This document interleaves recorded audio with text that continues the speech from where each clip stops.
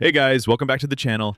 Today, we're diving into something that's going to absolutely blow your mind. What if Naruto Uzumaki was actually the reincarnation of Whitebeard from One Piece, complete with the Guruguru no Mi and Conqueror's Haki? Now listen, this concept is insane, and let me tell you why.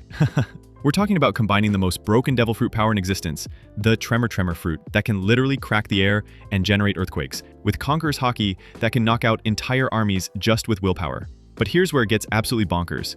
Imagine all of that power flowing through someone with Whitebeard's legendary protective instincts and paternal nature, but starting from birth in the ninja world. We're talking about a Naruto who doesn't just want to be Hokage for recognition, he wants to build an unbreakable family and has the power to reshape reality itself to protect them. Think about it. Whitebeard was called the world's strongest man and commanded hundreds of loyal crew members who would die for him. Now picture that same commanding presence, that same protective authority, that same family-first mentality, but in a 12-year-old who can generate seismic waves that make the Ninetales look like a house cat. The Akatsuki hunting Jinchuriki? They're about to learn what happens when you threaten the family of someone who once ruled the seas. So we thought, what if we took this concept and created a story where Naruto gradually awakens to his past life as Edward Newgate, building his own crew of devoted followers, the shirohaji kazoku, while wielding earthquake powers that can crack dimensions themselves. This fanfiction follows Naruto from his lonely childhood through becoming the most feared and respected leader in ninja history, facing off against everything from Akatsuki members to literal goddesses, all while proving that chosen family is stronger than any bloodline or inherited power. We're talking about epic battles where Sasuke's Susanoo gets shattered by reality-warping punches, where even Kaguya herself has to respect the authority of someone who commands through love rather than fear. If this sounds as epic to you as it does to me, smash that like button, hit subscribe, and ring that notification bell because trust me, you do not want to miss where this story goes. Alright, let's dive into this masterpiece. The night sky above Kono Hagakure burned crimson, painted by the chakra flames of the rampaging nine-tailed fox. In the delivery room of Konoha General Hospital, Kushina Uzumaki's screams pierced through the chaos outside as she fought through the final stages of labor while simultaneously battling to maintain the weakening seal on the beast within her. "Just a little more, Kushina," Biwako urged, her weathered hands steady despite the tremors shaking the building. "I can see the head." Minato Namikaze knelt beside his wife, one hand clasping hers while the other maintained a complex sealing jutsu to keep the Ninetales contained. Sweat beaded on his brow as he felt the demon's chakra pressing against his barriers with increasing violence. The masked man's attack had damaged the seal beyond simple repair. They were running out of time. "Minato," Kushina gasped between contractions, her red hair plastered to her face. Something's different. I can feel it. There's something else coming." Before Minato could respond, the hospital shuddered as if struck by an earthquake. Medical instruments clattered to the floor, but this wasn't from the Ninetales' rampage. The tremor had a different quality, deeper, more primal, like the very foundations of reality were shifting. High above the delivery room, invisible to mortal eyes, a rift in dimensional space crackled with otherworldly energy. The Soul Singularity event, triggered 38 years ago at God Valley, had finally completed its journey across the barriers between worlds. The fused essence of Edward Newgate, the man called Whitebeard, along with the power of the Guruguru no Mi, descended like a falling star toward the moment of new life below. "Now Kushina, push," Biwako commanded. As Kushina gave her final, tremendous push, the dimensional rift above burst open.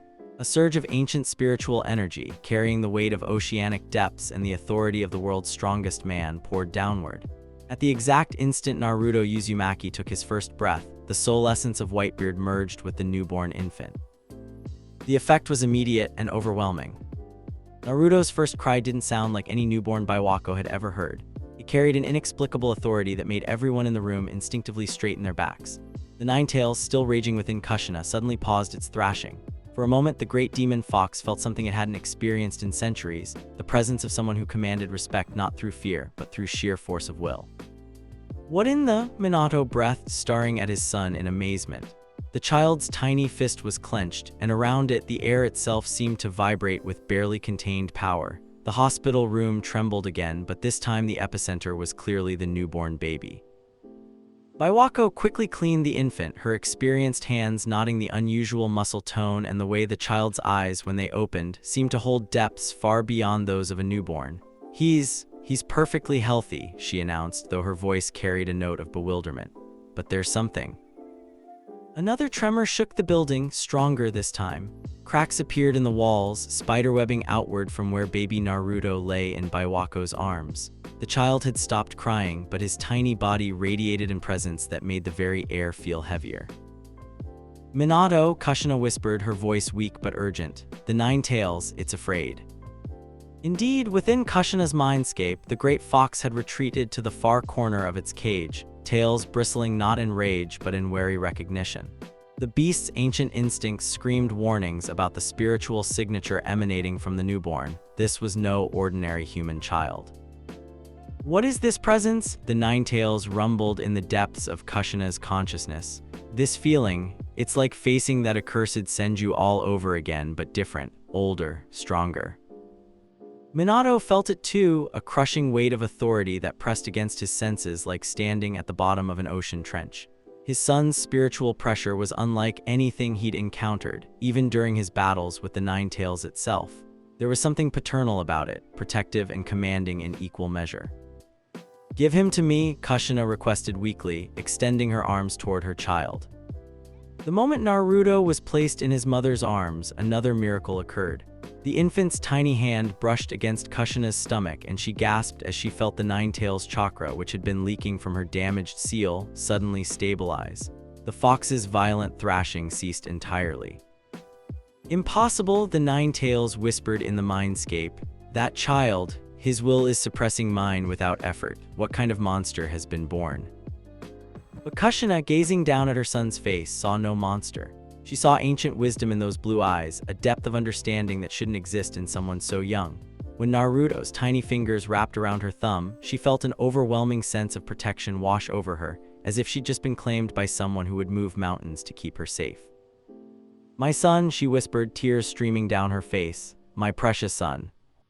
Outside, the sounds of battle continued as Minato prepared to confront the masked attacker, but within the delivery room, a strange peace had settled. The tremors had stopped, though everyone could feel the latent power thrumming beneath the surface of the seemingly innocent infant.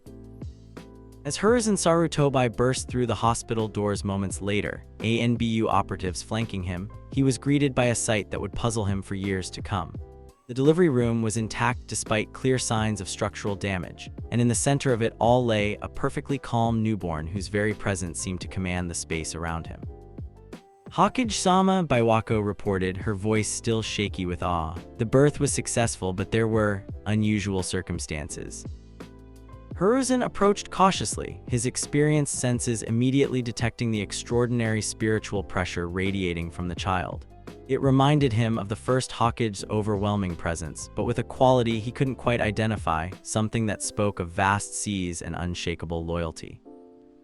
"This child," Hiruzen murmured, studying the infant's face. Even in sleep, there was something regal about the baby's expression, as if he were accustomed to being obeyed without question.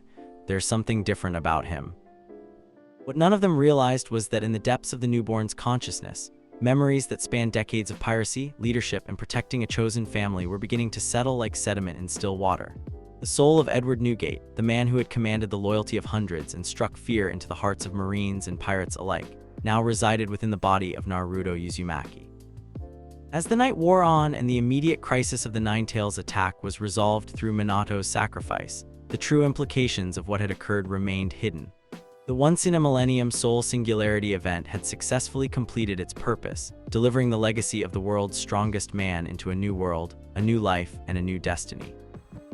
In his crib that first night, baby Naruto slept peacefully, but his dreams were filled with images of a massive white whale of a ship, a crew of loyal sons and daughters, and the endless blue expanse of an ocean that existed in another dimension entirely. Deep in his subconscious, a voice that would one day reshape the ninja world whispered its first words in this new existence. "My family, I will protect my family." The nurses working the night shift noticed that despite the hospital's structural damage from the evening's chaos, the nursery where Naruto slept remained perfectly stable. Not a single crack appeared in those walls, as if the building's foundation itself bent to accommodate the will of its newest resident. Thus began the legend of Naruto Uzumaki, inheritor of two worlds, future leader of the shirohaji Kazoku, and the reincarnation of the man who had once made the seas themselves tremble at the mention of his name. The World Shaker had been born, and though it would be years before his true nature was revealed, the very foundations of the ninja world had already begun to shift in response to his presence. In the darkness of that historic night, as Konoha mourned its fourth hokage and celebrated the defeat of the Nine Tails, none could have predicted that the greatest change to their world lay sleeping peacefully in a hospital crib, dreaming of families forged not by blood but by unbreakable bonds of loyalty and love. The legacy of Shirohaji had found its new vessel, and with it, the destiny of the ninja world would never be the same. 3 years had passed since the night that changed everything, and the village of Konohagakure had settled into an uneasy peace with its newest resident. In the small apartment designated for the orphan son of the fourth Hokage, young Naruto Uzumaki sat cross-legged on his bedroom floor, surrounded by wooden toy soldiers that he had arranged in precise military formations. "No, no," the 3-year-old muttered with a seriousness that would have been comical if not for the commanding authority in his tiny voice. "The flank unit needs to support the main advance. You can't just charge in without backup, that's how family gets hurt." Mrs. Tanaka, the elderly caretaker assigned by the third Hokage, watched from the doorway with a mixture of fascination and unease. In all her years of caring for children, she had never encountered a toddler who spoke of military tactics or who could make grown adults instinctively step aside with nothing more than a glance.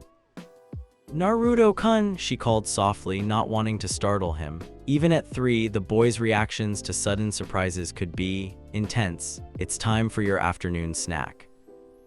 The child looked up, and Mrs. Tanaka felt that familiar flutter of nervousness as those impossibly deep blue eyes focused on her. There was something ancient in that gaze, something that seemed to evaluate her worthiness to be in his presence. Not cruel or dismissive, quite the opposite actually, but protective and assessing, like a leader determining if she could be trusted with something precious. "Thank you, Mrs. Tanaka," Naruto replied with the formal politeness that had developed naturally in his speech. "But first, could you help me understand something?" "Of course, dear, what is it?" Naruto gestured to his toy soldiers, his small face creased with genuine confusion. "Why do the other children run away when I try to include them in my games? I just want them to be part of my crew, I mean my group. I want to protect them and make sure they're safe, but they seem scared." Mrs. Tanaka's heart clenched. She had witnessed several of these incidents during their trips to the playground. The moment Naruto approached other children with his natural air of authority, they would flee as if sensing a predator.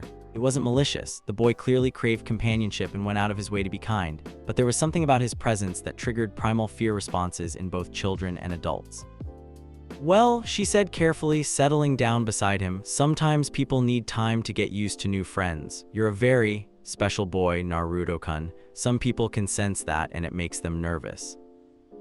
"Special how?" Naruto asked, unconsciously straightening his small shoulders in a gesture that reminded Mrs. Tanaka disturbingly of military parade rest.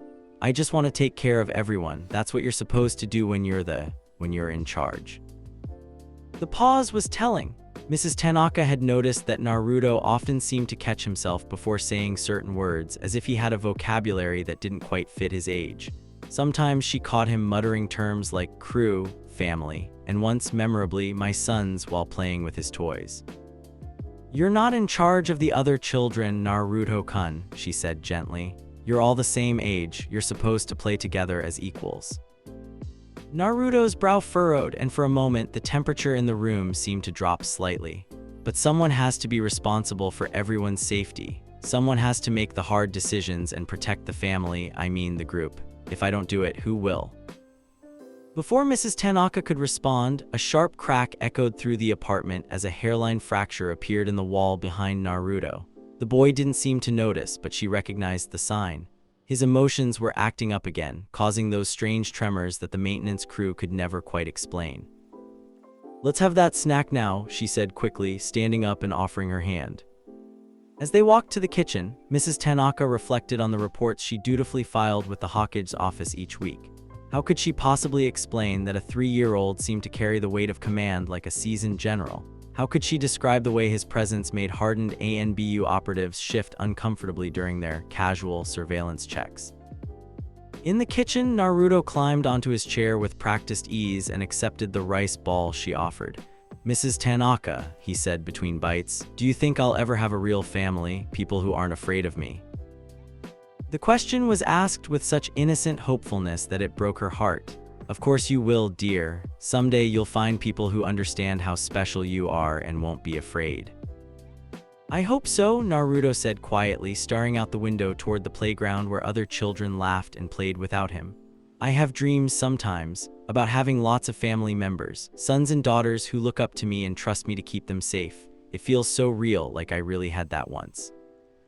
Mrs. Tanaka nearly choked on her tea. Dreams about what kind of dreams, Naruto-kun?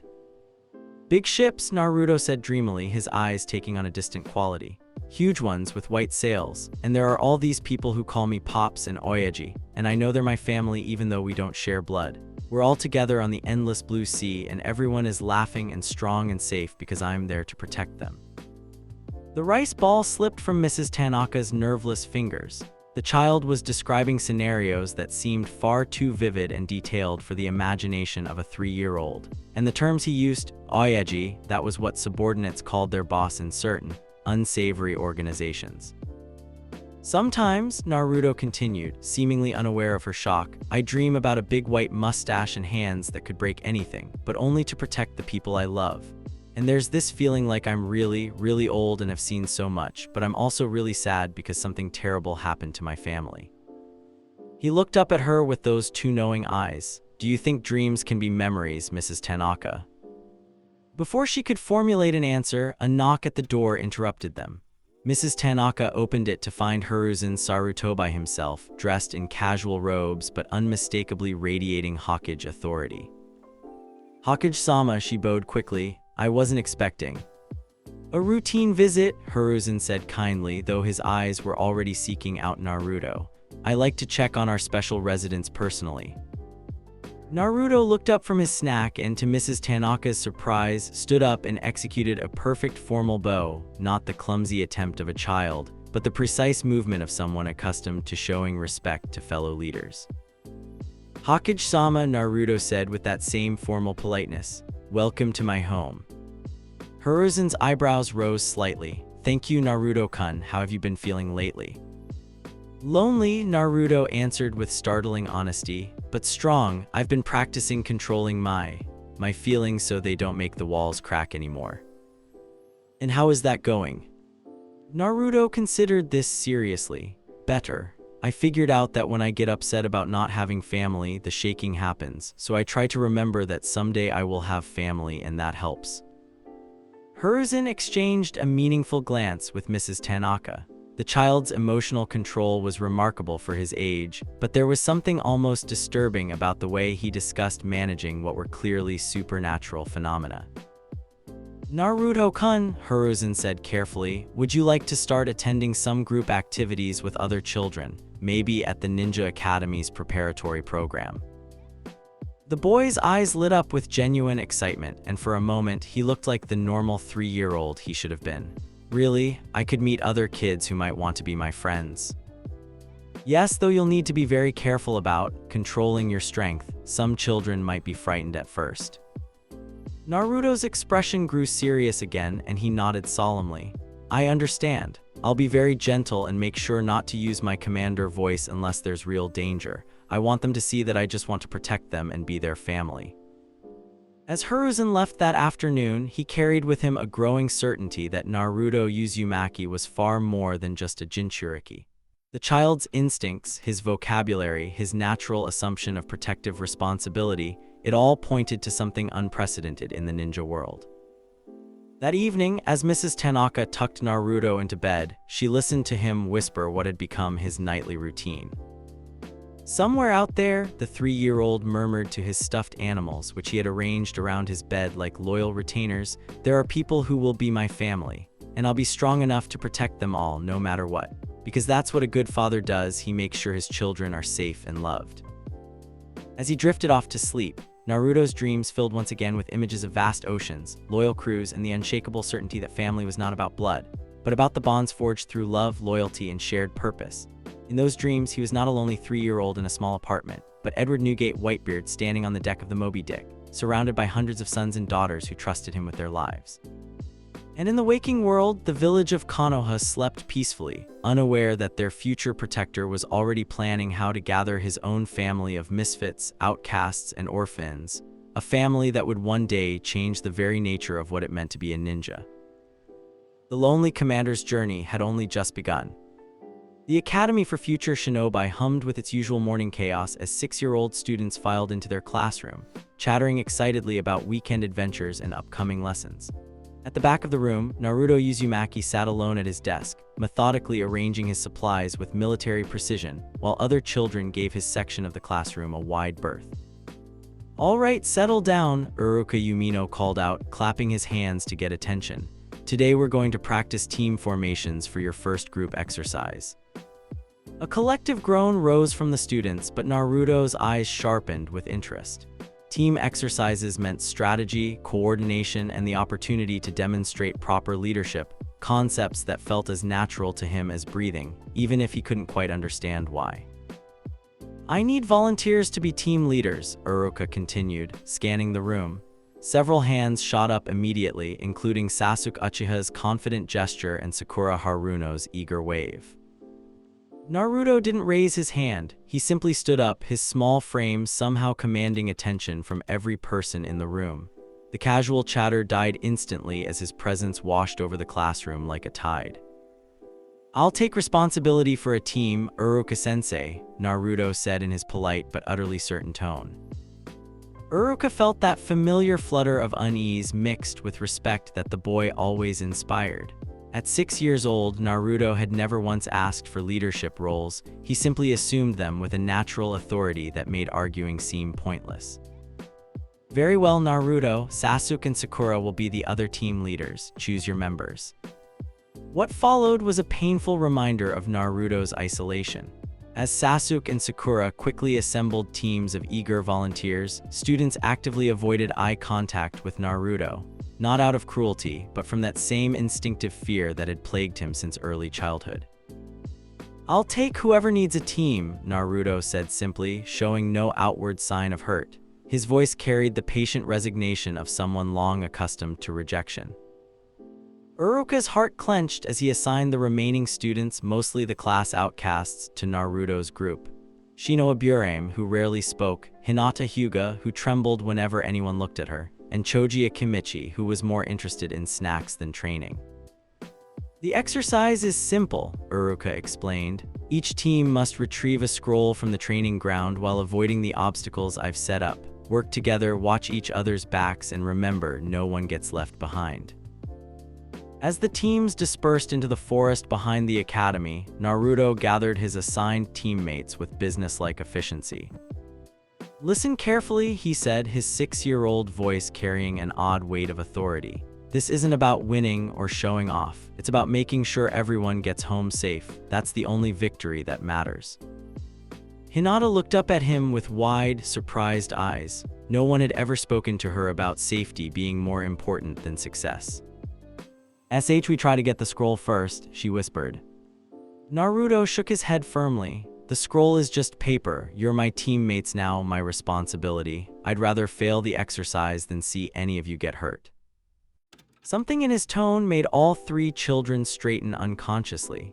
Shino's insects buzzed with unusual agitation, responding to some indefinable change in the air around Naruto. Choji stopped munching his chips, suddenly focused in a way that surprised himself. "Here's what we're going to do," Naruto continued, and as he outlined his strategy, his teammates found themselves hanging on every word. There was something compelling about the way he spoke, not bossy or demanding, but protective and certain, like a parent explaining why they needed to hold hands while crossing the street. The plan was brilliant in its simplicity. While other teams rushed toward the objective, Naruto's group would take a careful approach, with Shino's insects scouting ahead, Hinata watching for traps with her Byakugan, and Choji using his size to clear obstacles safely. Naruto himself would coordinate and watch for threats to his teammates. "Remember," he said as they prepared to move out, "we're family now, and family protects family no matter what." The word family sparked something warm in each of their chests, though none of them could explain why. 20 minutes into the exercise, Naruto's leadership was proving devastatingly effective. His team moved through the forest like a well-oiled machine, avoiding every trap and obstacle while making steady progress toward their objective. More importantly, every decision Naruto made prioritized his teammates' safety over speed or efficiency. When Hinata stumbled near a hidden pit trap, Naruto was there instantly, his small hand steady on her arm. "Easy, little sister," he said without thinking, then paused, looking confused by his own words. "I mean, easy, Hinata, you're safe." But Hinata's cheeks had flushed at being called little sister by someone her own age, and she found herself wanting to live up to that protective affection in his voice. When Shino's insects detected a complex web of tripwires, Naruto listened to his report with the focused attention of a general receiving battlefield intelligence. "Excellent work, Shino," he said, and meant it. "Your bugs are incredibly useful. I'm lucky to have someone so skilled watching out for us." Shino, who rarely received praise for his insect techniques, felt a strange warmth at the genuine appreciation in Naruto's voice. When Choji worried that his size might slow them down, Naruto immediately reassigned him to rear guard. "Your job is to make sure nothing sneaks up on us from behind," Naruto explained. "I trust you to keep our family safe, Choji. Can you do that for me?" The larger boy nodded eagerly, suddenly feeling important rather than burdensome. It was when they finally reached the scroll location that everything went wrong. Sasuke's team had arrived first, but they'd triggered a massive log trap that left one of their members, a civilian-born student named Kenji, pinned beneath a fallen tree trunk. The boy was conscious but clearly in pain, and Sasuke was standing over him with obvious frustration. "We can't move it," Sasuke was saying coldly. "He's slowing us down. We should leave him and get the scroll." "We can't just abandon him," Sakura protested, though she too looked torn between compassion and competition. That was when Naruto's team emerged from the tree line, and everything changed. The moment Naruto saw the injured boy, something primal awakened in his chest.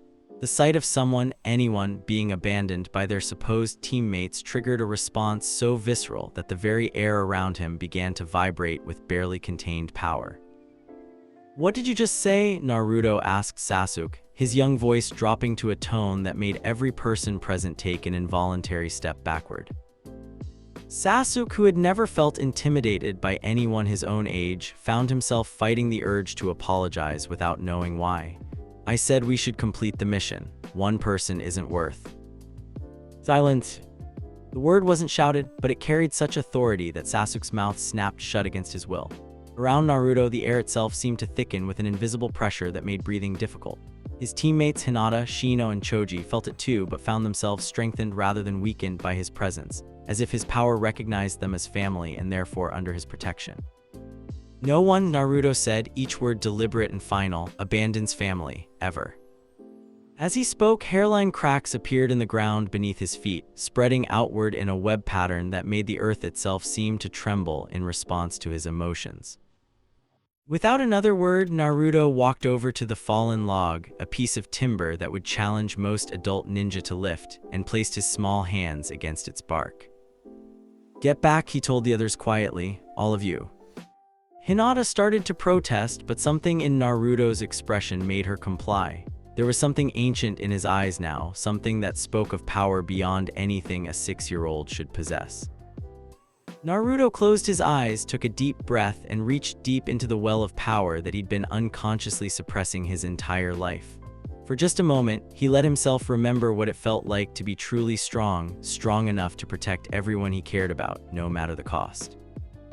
When his eyes opened, they held depths that belonged to someone far older than 6 years. "Family," he whispered and pushed. The massive log, which had required the combined strength of the trap mechanism to fall, lifted smoothly away from Kenji's trapped leg as if it weighed nothing at all. But that wasn't the miraculous part. The miraculous part was that as Naruto lifted the timber, everyone present could feel the ground beneath their feet responding to his will, supporting his effort, as if the very earth recognized his authority and bent to accommodate it. Kenji scrambled free, his leg bruised but unbroken, and stared up at Naruto with amazement and gratitude. "Thank you," he breathed. "Thank you so much." Naruto knelt beside him, his expression gentle again, all traces of that terrible authority hidden away. "Can you walk? Here, let me help you up."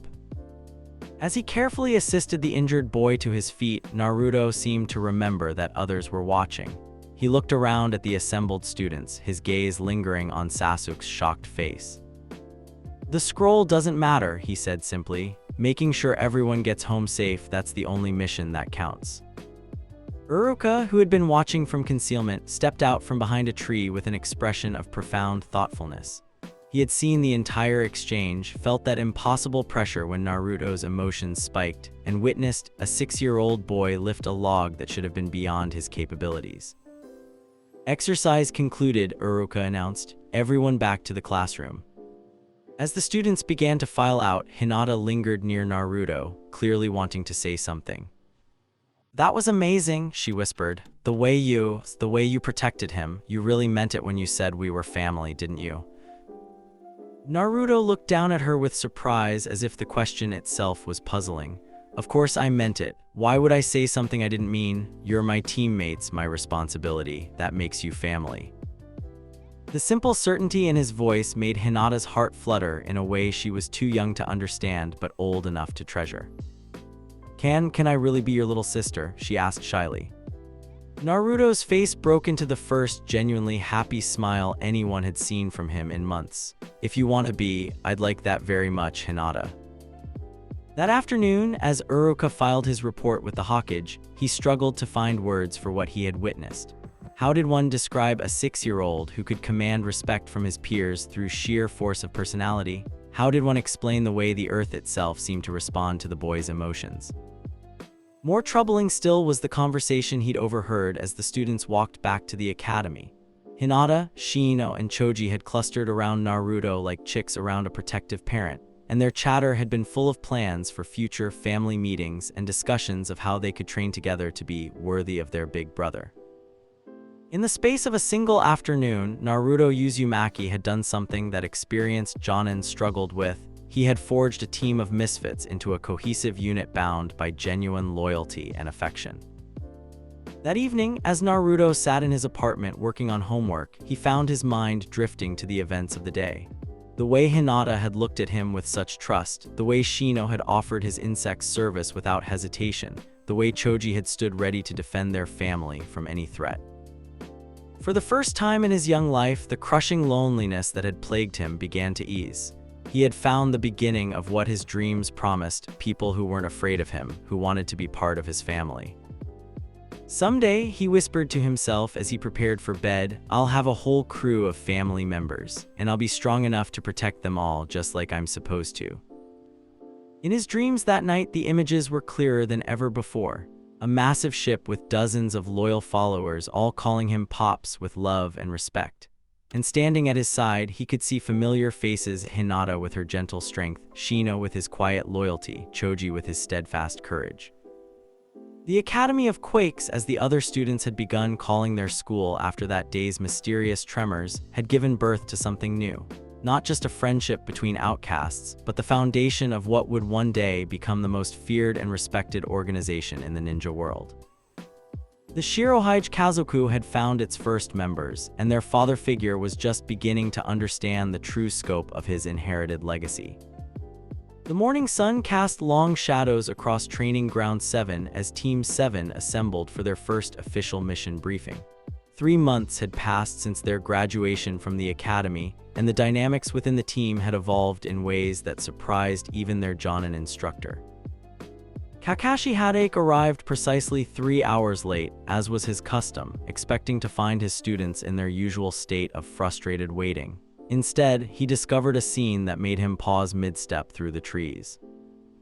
Naruto sat cross-legged beneath the largest oak, his back straight and posture relaxed but alert. Arranged around him in a loose semicircle were his teammates, but not just Sasuke and Sakura.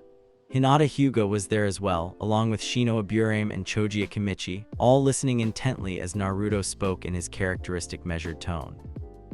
"The key to any successful operation," Naruto was saying, gesturing to a rough map he'd drawn in the dirt, "is understanding that your teammates' lives are more valuable than any objective. You complete the mission, yes, but never at the cost of family." Sasuke sat slightly apart from the others, his dark eyes fixed on Naruto with an expression caught between fascination and irritation.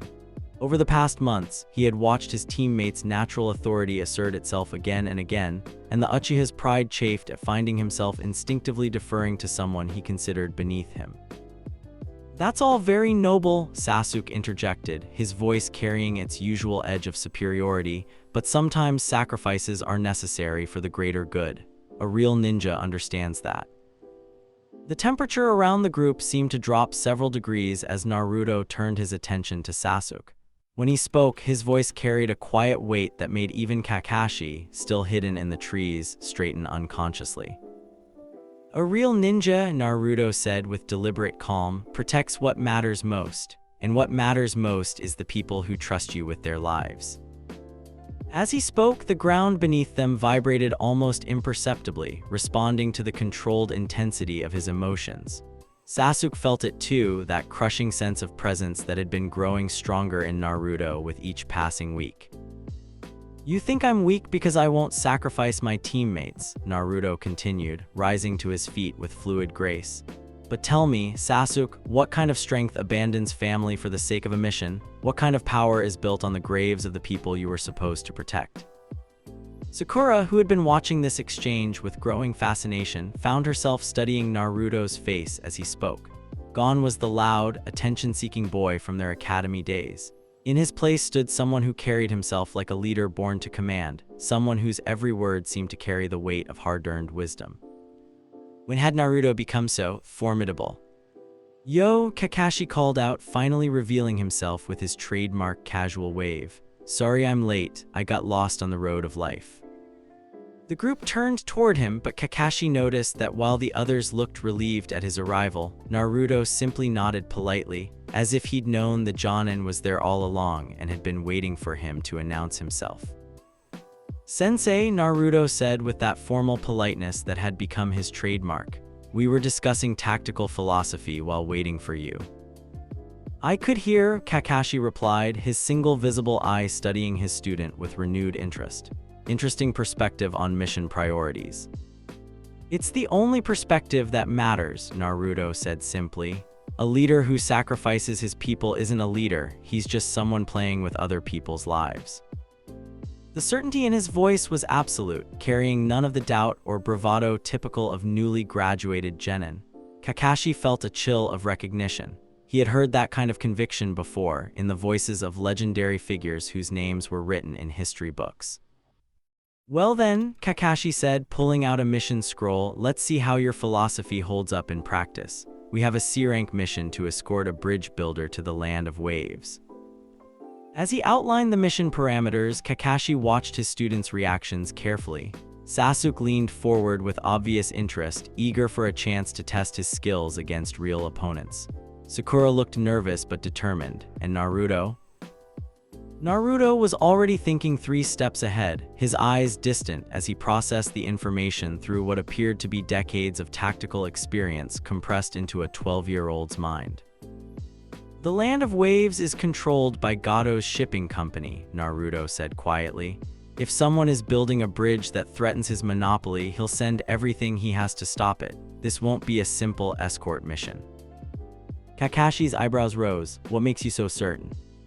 "Because that's what I would do," Naruto replied with matter-of-fact certainty.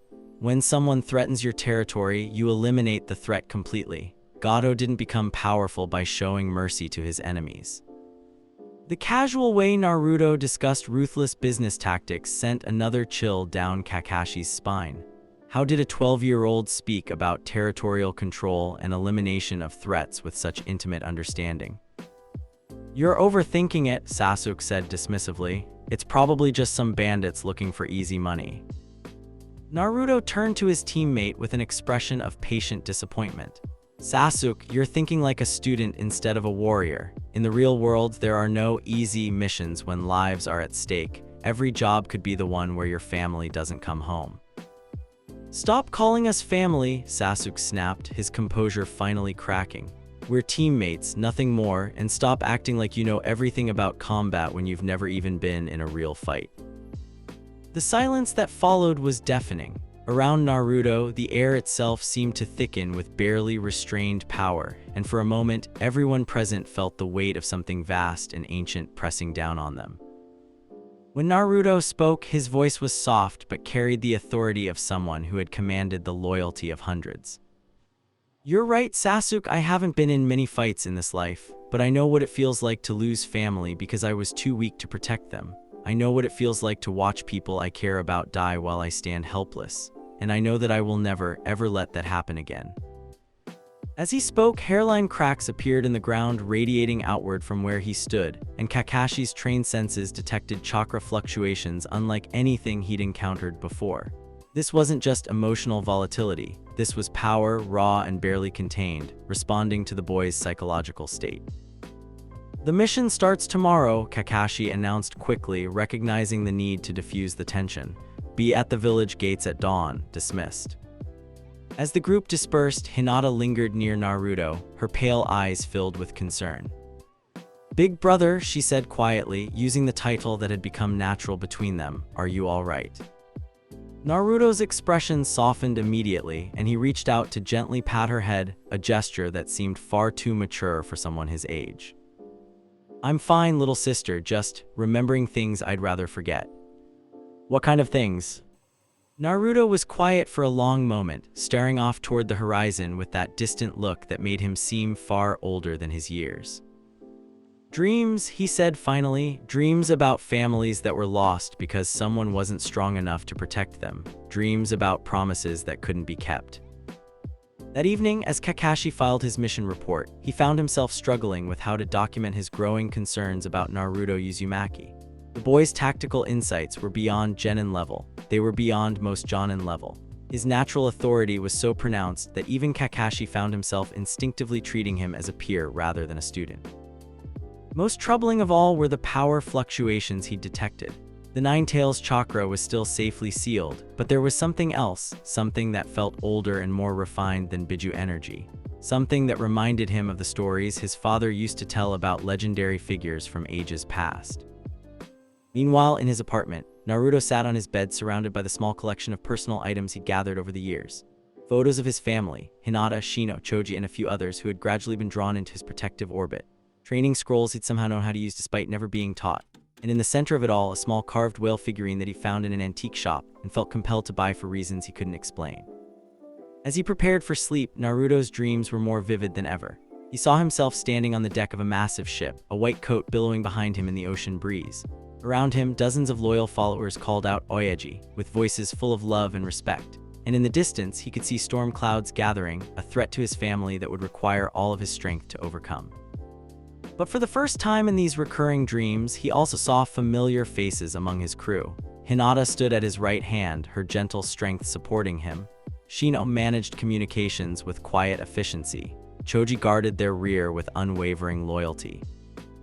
And somewhere in the back of his mind, a voice that sounded like his own but older, wiser, whispered words that would guide him through the trials to come.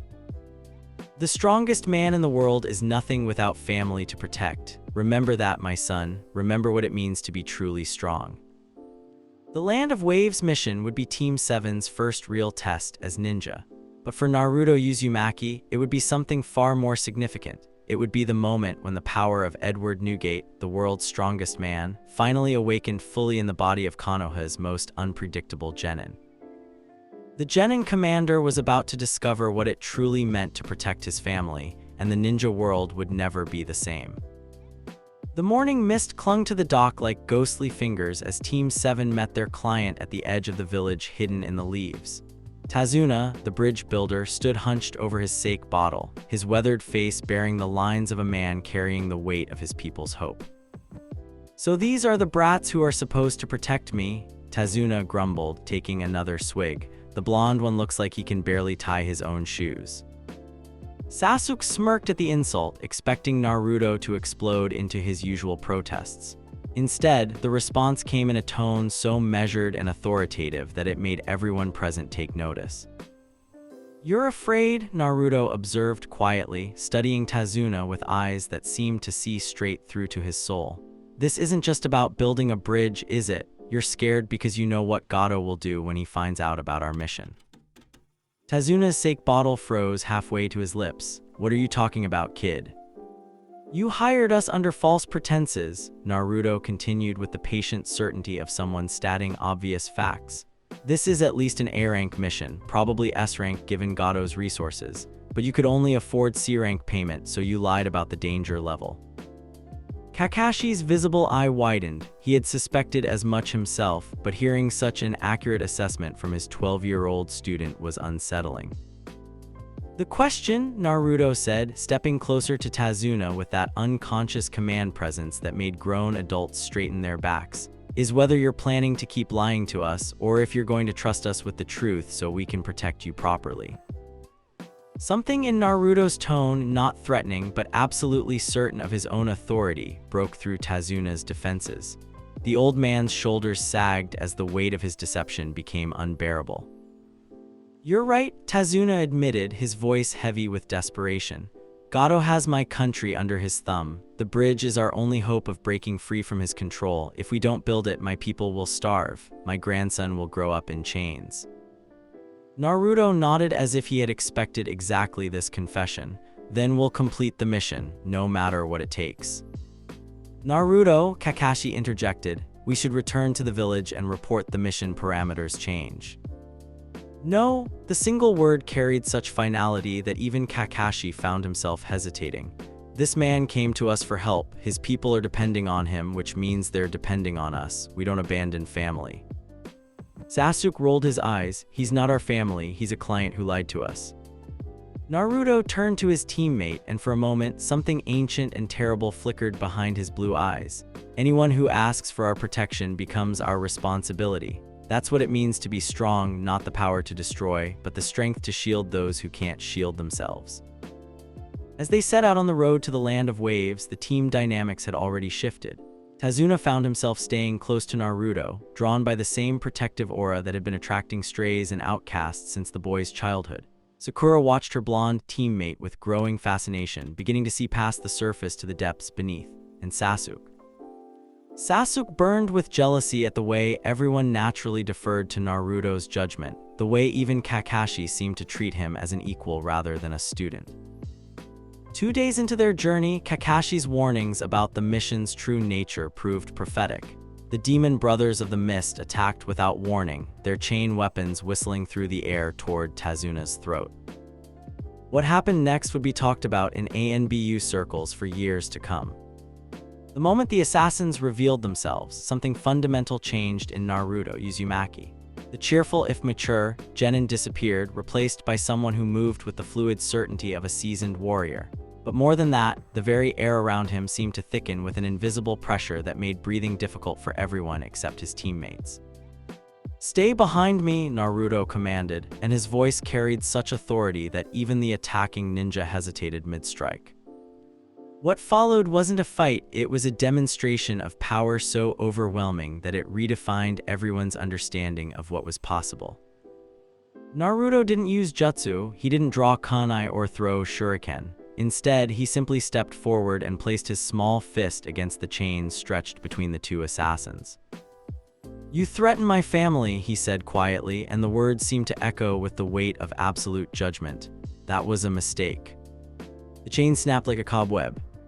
But the truly impossible part was what happened next. As the metal links fell to the ground, hairline cracks appeared in the earth radiating outward from where Naruto stood. The trees began to sway despite the absence of wind. And everyone present, ninja and civilian alike, felt the ground beneath their feet tremble in response to the 12-year-old's emotional state. The Demon Brothers, veteran assassins who had faced death without flinching, found themselves backing away in instinctive terror from a child who somehow projected the presence of something vast and implacable.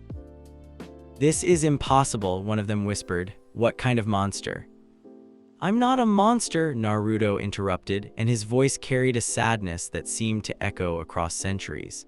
"I'm just someone who has learned what happens when you're not strong enough to protect the people you love."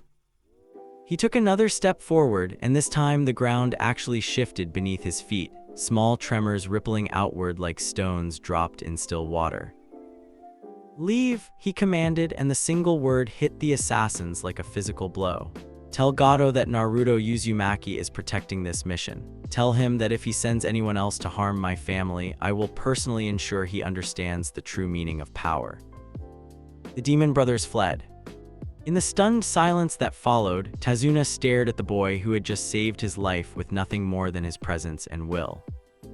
"What are you?" he breathed. Naruto turned back to the group, and for a moment, his teammates saw something in his eyes that made them feel very small and very young. Ancient pain, the weight of command, and underneath it all, a protective love so fierce it was almost frightening. "I'm someone who keeps his promises," Naruto said simply, "and I promise to get you home safe." But the real test was yet to come. 3 days later, on the bridge that would determine the Land of Wave's future, they faced Zabuza Mamachi, the demon of the hidden mist, and his companion Haku. The battle that followed would become legend, though the official reports would never capture its true scope. When Haku's ice mirrors surrounded Sasuke, when the Uchiha heir lay motionless and apparently dead, something inside Naruto Uzumaki finally snapped. Sasuke. The scream that tore from his throat carried power that made the very air vibrate. Around him, the massive bridge began to shake as if struck by an earthquake, and in the distance, the ocean itself seemed to respond to his emotional upheaval. But it was what happened next that changed everything. As Naruto knelt beside his fallen teammate, memories that had been surfacing in dreams and fragments for 12 years suddenly crashed over him like a tsunami. He remembered standing on the deck of the Moby Dick, watching his sons fall in battle while he was too far away to save them. He remembered the weight of command, the crushing responsibility of being the world's strongest man, and the terrible price of failing to protect those he loved. He remembered being Edward Newgate. "Not again," he whispered, and his voice carried harmonics that seemed to resonate in the very foundations of reality. "I won't lose family again, I won't." What erupted from Naruto in that moment was power beyond anything the ninja world had ever seen. The Gura no Mi awakened fully, and with it came the authority of conqueror's haki refined by decades of command. The bridge didn't just shake, it became the epicenter of seismic activity that could be felt for miles. Haku's ice mirrors shattered not from impact, but from the vibrations in the air itself. The ocean around them began to churn and heave as if responding to the will of someone who had once commanded the seas themselves. Tremor fist. Naruto's punch didn't connect with Haku directly, it struck the air itself and the atmosphere cracked like glass. Visible fractures in space spread outward from the point of impact, and the young ice-style user was sent flying by shockwaves that bypassed all physical defenses. Zabuza, veteran of countless battles, stared in shock as his partner was defeated by a technique that seemed to attack reality itself. "What the hell are you?" he demanded, gripping his massive sword with white knuckles. Naruto straightened, and when he turned toward Zabuza, everyone present saw the truth that had been hidden for 12 years. This was not a child playing at being a ninja. This was a leader who had commanded the loyalty of hundreds, who had been called the world's strongest man, who had died protecting his family and been reborn to do it again. "I am Naruto Uzumaki," he said, and his voice carried the weight of 2 lifetimes of authority. "I am the son of the 4th Hokage, the Jinchuriki of the Nine Tails, and the inheritor of a legacy that spans dimensions." He took a step forward, and with each footfall, the bridge trembled in acknowledgement of his power. "But most importantly," he continued, "I am the one who protects this family, and you just made the mistake of threatening them." The battle that followed was less a fight than a natural disaster. Naruto's earthquake techniques turned the bridge into his personal weapon, creating fissures and shock waves that made conventional combat impossible. His conqueror's haki pressed down on everyone present like the weight of the ocean depths, and even Zabuza, one of the 7 ninja swordsmen, found himself struggling to maintain his composure. When Gato arrived with his army of mercenaries, expecting to find the ninja dead and the bridge builder helpless, he instead discovered something that would haunt his nightmares for the rest of his very short life. A 12-year-old boy stood alone on the bridge, surrounded by the unconscious forms of defeated enemies, radiating such overwhelming presence that grown men dropped their weapons and fled without being asked. The air around him shimmered with heat distortion from the seismic energy he was unconsciously generating, and his eyes held depths that spoke of power beyond mortal comprehension. "You're Gato," Naruto observed, his tone conversational despite the devastation around him. "You're the one who's been making these people suffer." Gato, who had built his empire through fear and intimidation, found himself unable to speak in the face of true authority. "Here's what's going to happen," Naruto continued, his voice carrying the absolute certainty of someone accustomed to being obeyed without question. "You're going to leave this country, you're going to free it from your control, and you're going to make reparations for the harm you've caused." "And if I refuse," Gato managed to croak, Naruto smiled, and it was not a pleasant expression. Then you'll discover why they used to call me the world's strongest man. He raised his fist, and the air around it began to crack with visible fractures. This is what happens when you threaten my family. The punch that followed didn't hit Gato, it hit the ocean beside the bridge. The resulting shock wave created a tsunami that could be seen from the mainland, a wall of water that demonstrated exactly what kind of power Naruto was restraining in his everyday interactions. Gato and his remaining forces fled the land of waves that very day. As the dust settled and the bridge stood completed, stronger for having weathered Naruto's awakening, Team 7 began the journey home. But they were no longer the same people who had left Konoha a week earlier. Sasuke walked in brooding silence, his pride shattered by witnessing power that made his Sharingan seem like a child's toy. Sakura kept stealing glances at Naruto, seeing him with new eyes and beginning to understand that her childhood crush on Sasuke had been based on nothing more than surface impressions. Kakashi was quietly terrified. He had just witnessed a 12-year-old demonstrate techniques that could level mountains and command authority that made S-rank criminals flee in terror. The implications were staggering. And Naruto himself walked with the quiet confidence of someone who had finally stopped hiding from his true nature. The memories were all there now: Edward Newgate's life, his crew, his family, his death, and his promise to protect those he loved no matter what world he found himself in. "Sensei," he said to Kakashi as they made camp on their final night, "when we get back to Konoha, I need to speak with the Hokage.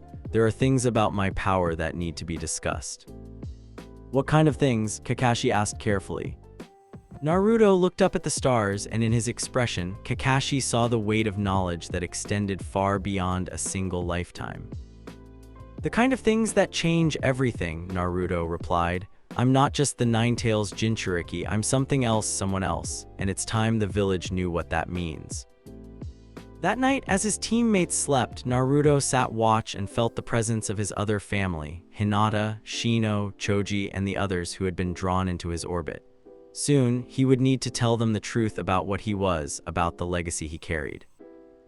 The shirohaji kazoku was about to be born in earnest, and with it, the ninja world would discover what it meant to face the inheritor of Whitebeard's will. The waves of awakening had begun, and nothing would ever be the same. The aftermath of the Land of Waves mission rippled through Konohagakure like stones thrown into still water. Within hours of Team 7's return, the village's rumor mill was working overtime, spreading whispered accounts of the Uzumaki boy who had made the very earth tremble and turned seasoned assassins into fleeing cowards. In the Hokage's office, Hiruzen Sarutobi sat across from Naruto, studying the 12-year-old who had somehow aged years in the span of a single mission. Gone was any trace of childish exuberance. In its place sat someone who carried himself with the quiet authority of a clan head, despite having no clan to speak of. "The reports from Kakashi are concerning," Hiruzen said carefully, his pipe forgotten in the ashtray. "He describes techniques that shouldn't be possible, power levels that rival S-rank ninja, and a presence that made veteran assassins flee without a fight." Naruto met his gaze steadily, those blue eyes holding depths that seemed to stretch across lifetimes. "What would you like to know, Hokage-sama?" "Let's start with the truth, all of it." For a long moment, Naruto was silent, his fingers drumming against his knee in a rhythm that reminded Hiruzen of waves against a shore. When he finally spoke, his voice carried the weight of absolute certainty. "I am Naruto Uzumaki, son of the 4th Hokage and the Nine-Tails Jinchuriki. But I am also Edward Newgate, called Whitebeard, the man who was once known as the world's strongest in another dimension. 38 years ago, during something called the God Valley Incident, my death triggered a soul singularity event that fused my soul with my devil fruit powers and sent them across dimensional barriers. I was reincarnated the night the Nine-Tails attacked, and I've been slowly remembering who I was ever since." Hiruzen's pipe slipped from nerveless fingers, clattering to the floor. "That's impossible," he breathed. "Is it?" Naruto asked calmly. "You've seen the evidence yourself. My presence, my instinctive tactical knowledge, the way even veteran ninja defer to my authority without understanding why. And then there are my powers, the ability to generate earthquakes to make the very air crack under the force of my will." As if to demonstrate, Naruto clenched his fist slightly, and hairline fractures appeared in the surface of the Hokage's desk. The Gura Gura no Mi, he continued, the tremor fruit combined with Conqueror's haki, the ability to impose my will on others through sheer force of presence. These are the powers I died with in my previous life, and they've awakened fully now that my memories have returned. Hiruzen leaned back in his chair, his aged mind struggling to process the implications. If what you're saying is true, what do you intend to do with this knowledge, this power?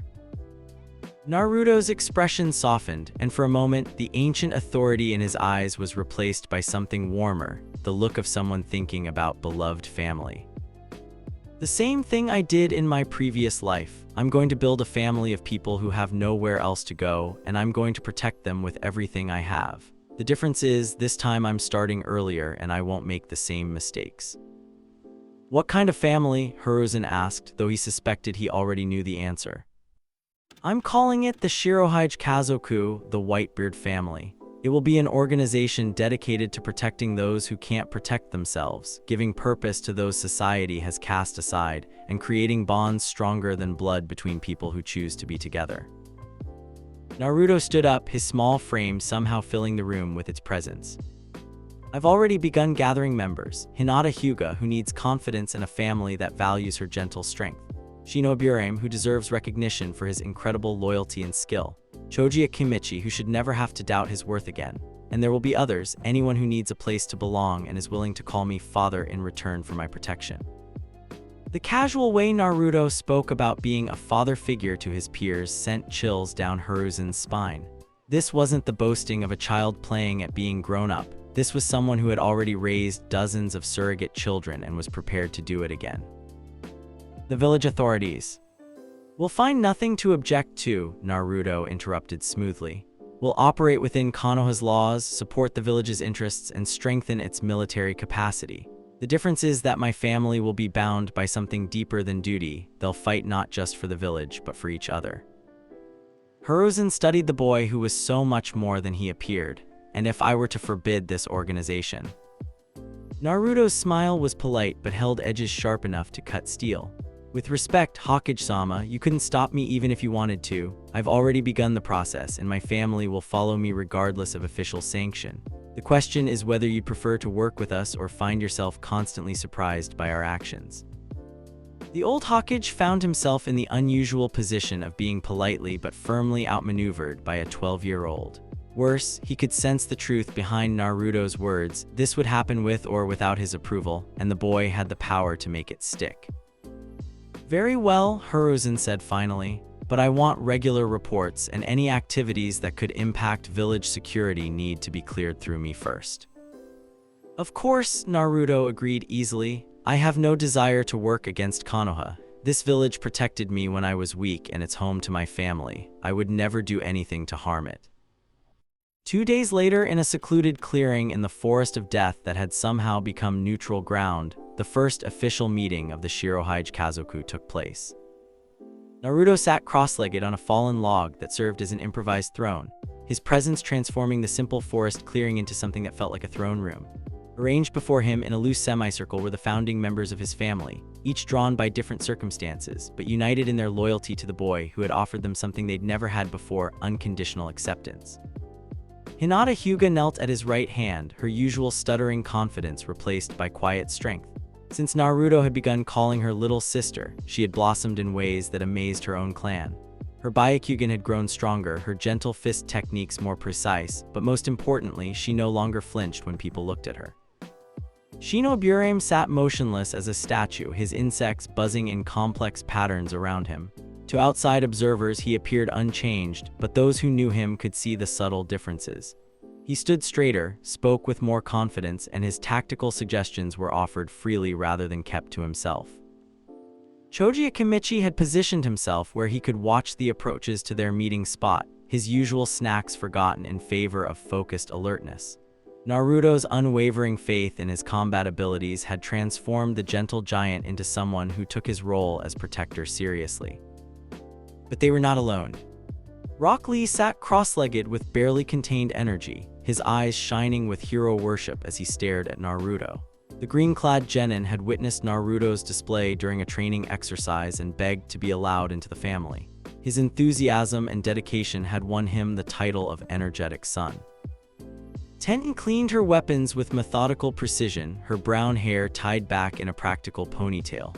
The weapons specialist had been drawn by Naruto's tactical brilliance and his promise that she would never have to fight alone again. Most surprising of all was Gaara of the Sand, who sat slightly apart from the others but clearly within the family circle. The Jinchuriki had arrived in Konoha for the chunin exams and found himself irresistibly drawn to the one person who radiated the same kind of overwhelming presence he felt from Shukaku. But where his Biju's influence was chaotic and destructive, Naruto's was protective and stabilizing. "My sons and daughters," Naruto began, and his voice carried the warmth of genuine affection mixed with unshakable authority. "Today, we make official what has already been true in our hearts. We are not just teammates or friends, we are family, bound by choice rather than blood, united by loyalty rather than obligation." He stood up, and the small group instinctively straightened in response to his presence. "Each of you has been cast aside by someone, overlooked by society, or made to feel that you don't belong. But that ends now. From this moment forward, you are shirohaji kazoku, my children, my crew, my family. And I promise you this, no one will ever hurt you while I draw breath." Hinata felt tears prick her eyes at the absolute certainty in his voice. Shino's insects hummed with harmonic approval. Choji's fists clenched with determination. Lee practically vibrated with excitement. Tenten nodded firmly, her weapons suddenly feeling lighter in her hands. And Gaara felt something he'd never experienced before: safety. "But with that protection comes responsibility," Naruto continued, his tone growing more serious. "We are family, which means we protect each other, support each other, and never abandon each other. The strong defend the weak, the experienced teach the inexperienced, and everyone contributes according to their abilities." He began to pace in front of them, his hands clasped behind his back in a gesture that belonged to someone decades older. "We will operate as a unit within Konoha's military structure, but our loyalty is to each other first and foremost. We take missions together when possible, train together always, and if anyone threatens a member of this family, they answer to all of us." "What about the ninja who aren't part of our family?" Tenten asked practically. "How do we work with teams that don't understand our bonds?" Naruto smiled, and it was an expression full of patient wisdom. "We show them what real teamwork looks like. We demonstrate that people bound by genuine loyalty are stronger than those driven by duty alone, and if they're worthy, we invite them to join us." "And if they're not worthy," Gaara's voice was soft but carried undertones of menace that made the sand around his feet shift restlessly. "Then we protect ourselves and our true family from their short-sightedness," Naruto replied without hesitation. "I've learned that you can't force people to understand the value of chosen family, but you can make it very clear what happens to those who threaten it." Over the following weeks, the shirohaji kazoku's influence began to spread throughout Konoha like ripples in a pond. Other genin noticed the way Naruto's group moved with perfect coordination, how they supported each other not just in combat but in daily life, and how their individual abilities seemed amplified when they worked together. During a routine training exercise that pitted different teams against each other, the Kazoku's members dominated despite being scattered across multiple official teams.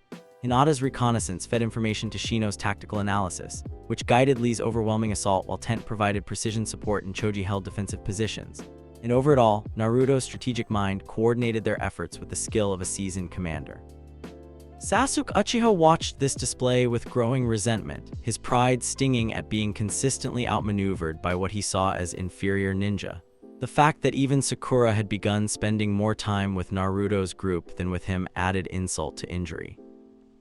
Neji Hyuga found his philosophy of fate challenged by watching his timid cousin blossom into a confident kunoichi under Naruto's guidance. The gentle way Naruto corrected Hinata's self-doubt while simultaneously pushing her to excel made Neji question his own harsh teaching methods. Kiba Inuzuka and Shikamaru Nara found themselves oddly drawn to the group's dynamic, though their pride prevented them from openly asking to join. But it was during the chunin exam's preliminary rounds that the true scope of the shirohaji kazoku's power became apparent to the wider ninja community. When Hinata faced Neji in combat, she fought not as the hesitant girl her cousin expected, but as someone who had been trained by a master tactician and infused with unshakable confidence in her own worth. "I will not give up," she declared, her Byakugan blazing with determination. My big brother believes in me and I will not let him down. Her gentle fist techniques had evolved beyond traditional Hyuga methods, incorporating principles of protection and support that reflected Naruto's influence. When Neji's 8 trigrams 64 palms should have ended the fight, Hinata countered with a defensive pattern that turned his offensive into an opening for her own attack. Impossible, Neji breathed as he found himself on the defensive against someone he had always considered weak. Fate cannot be changed. Fate? Hinata's voice carried an echo of Naruto's authority. Big brother taught me that fate is just an excuse people use when they're not strong enough to protect what matters, and I'm strong enough now. Her victory sent shockwaves through the Hyuga clan and established the shirohaji kazoku as a force to be reckoned with. When Lee faced Gaara, the fight became a demonstration of how the family's bonds enhanced individual capabilities. Lee's 8 gates technique, while still devastating to his own body, was supported by tactical advice whispered by Shino's insects and medical knowledge provided by Tenten's study of pressure points. Most importantly, he fought with the confidence of someone who knew his family would care for him regardless of victory or defeat. That assurance allowed him to push beyond his previous limits, turning what should have been a one-sided massacre into a battle that left even Gaara impressed. You fight well, Gaara admitted as Lee collapsed from exhaustion, his body pushed beyond its limits but his spirit unbroken. Your family has made you strong. Your family makes you strong too, Lee gasped, looking up at the sand ninja with understanding eyes. Big brother says so. It was the moment Gaara realized he truly belonged somewhere. But the real demonstration came when Naruto faced Rock Lee in the finals, a fight that had been orchestrated by the Hokage to test the limits of the shirohaji kazoku's loyalty. The two family members stood across from each other in the arena, both knowing that this fight would define how the world saw their organization. I don't want to hurt you, Lee said honestly, settling into his fighting stance. You are my father figure, my inspiration. And you are my son, Naruto replied with equal honesty, which is why this fight will push both of us to be our very best. Show me everything I've taught you, Lee, make your family proud. What followed was not just a combat demonstration, but a masterclass in how genuine bonds could elevate both fighters beyond their individual capabilities. Lee's 8 gates technique was met by Naruto's earthquake-enhanced taijutsu, creating shockwaves that cracked the arena floor and sent tremors through the viewing stands. But more than the spectacular techniques was the obvious affection between the combatants. Every exchange was fierce but controlled, designed to showcase abilities rather than inflict lasting harm. When Lee pushed himself to dangerous limits, Naruto was there to catch him safely. When Naruto's earthquake powers threatened to damage the surrounding area, Lee's positioning guided the destruction away from spectators. This is what the shirohaji kazoku represents, Naruto announced to the crowd as he helped Lee to his feet after the match. Family that pushes each other to excel while ensuring no one is left behind, strength that protects rather than destroys. He turned to face the cage booth, his young voice carrying clearly across the arena. We are not rebels or outcasts, we are ninja of Konohagakure who have chosen to be more than just teammates. We are family. The roar of approval from the crowd was deafening, but in the cage booth, several village leaders exchanged worried glances. This 12-year-old had just demonstrated the ability to inspire fierce loyalty, showcase incredible power, and command respect from an entire arena. Orochimaru, disguised among the sound delegation, watched with hungry eyes. The power he had sensed in Naruto during the Forest of Death had grown exponentially, and now it was backed by an organization of devoted followers. The boy was becoming too dangerous to ignore. That evening, as the shirohaji kazoku gathered for their traditional post-mission meal, Naruto looked around at his chosen family with quiet satisfaction. Hinata glowed with confidence from her victory over Neji.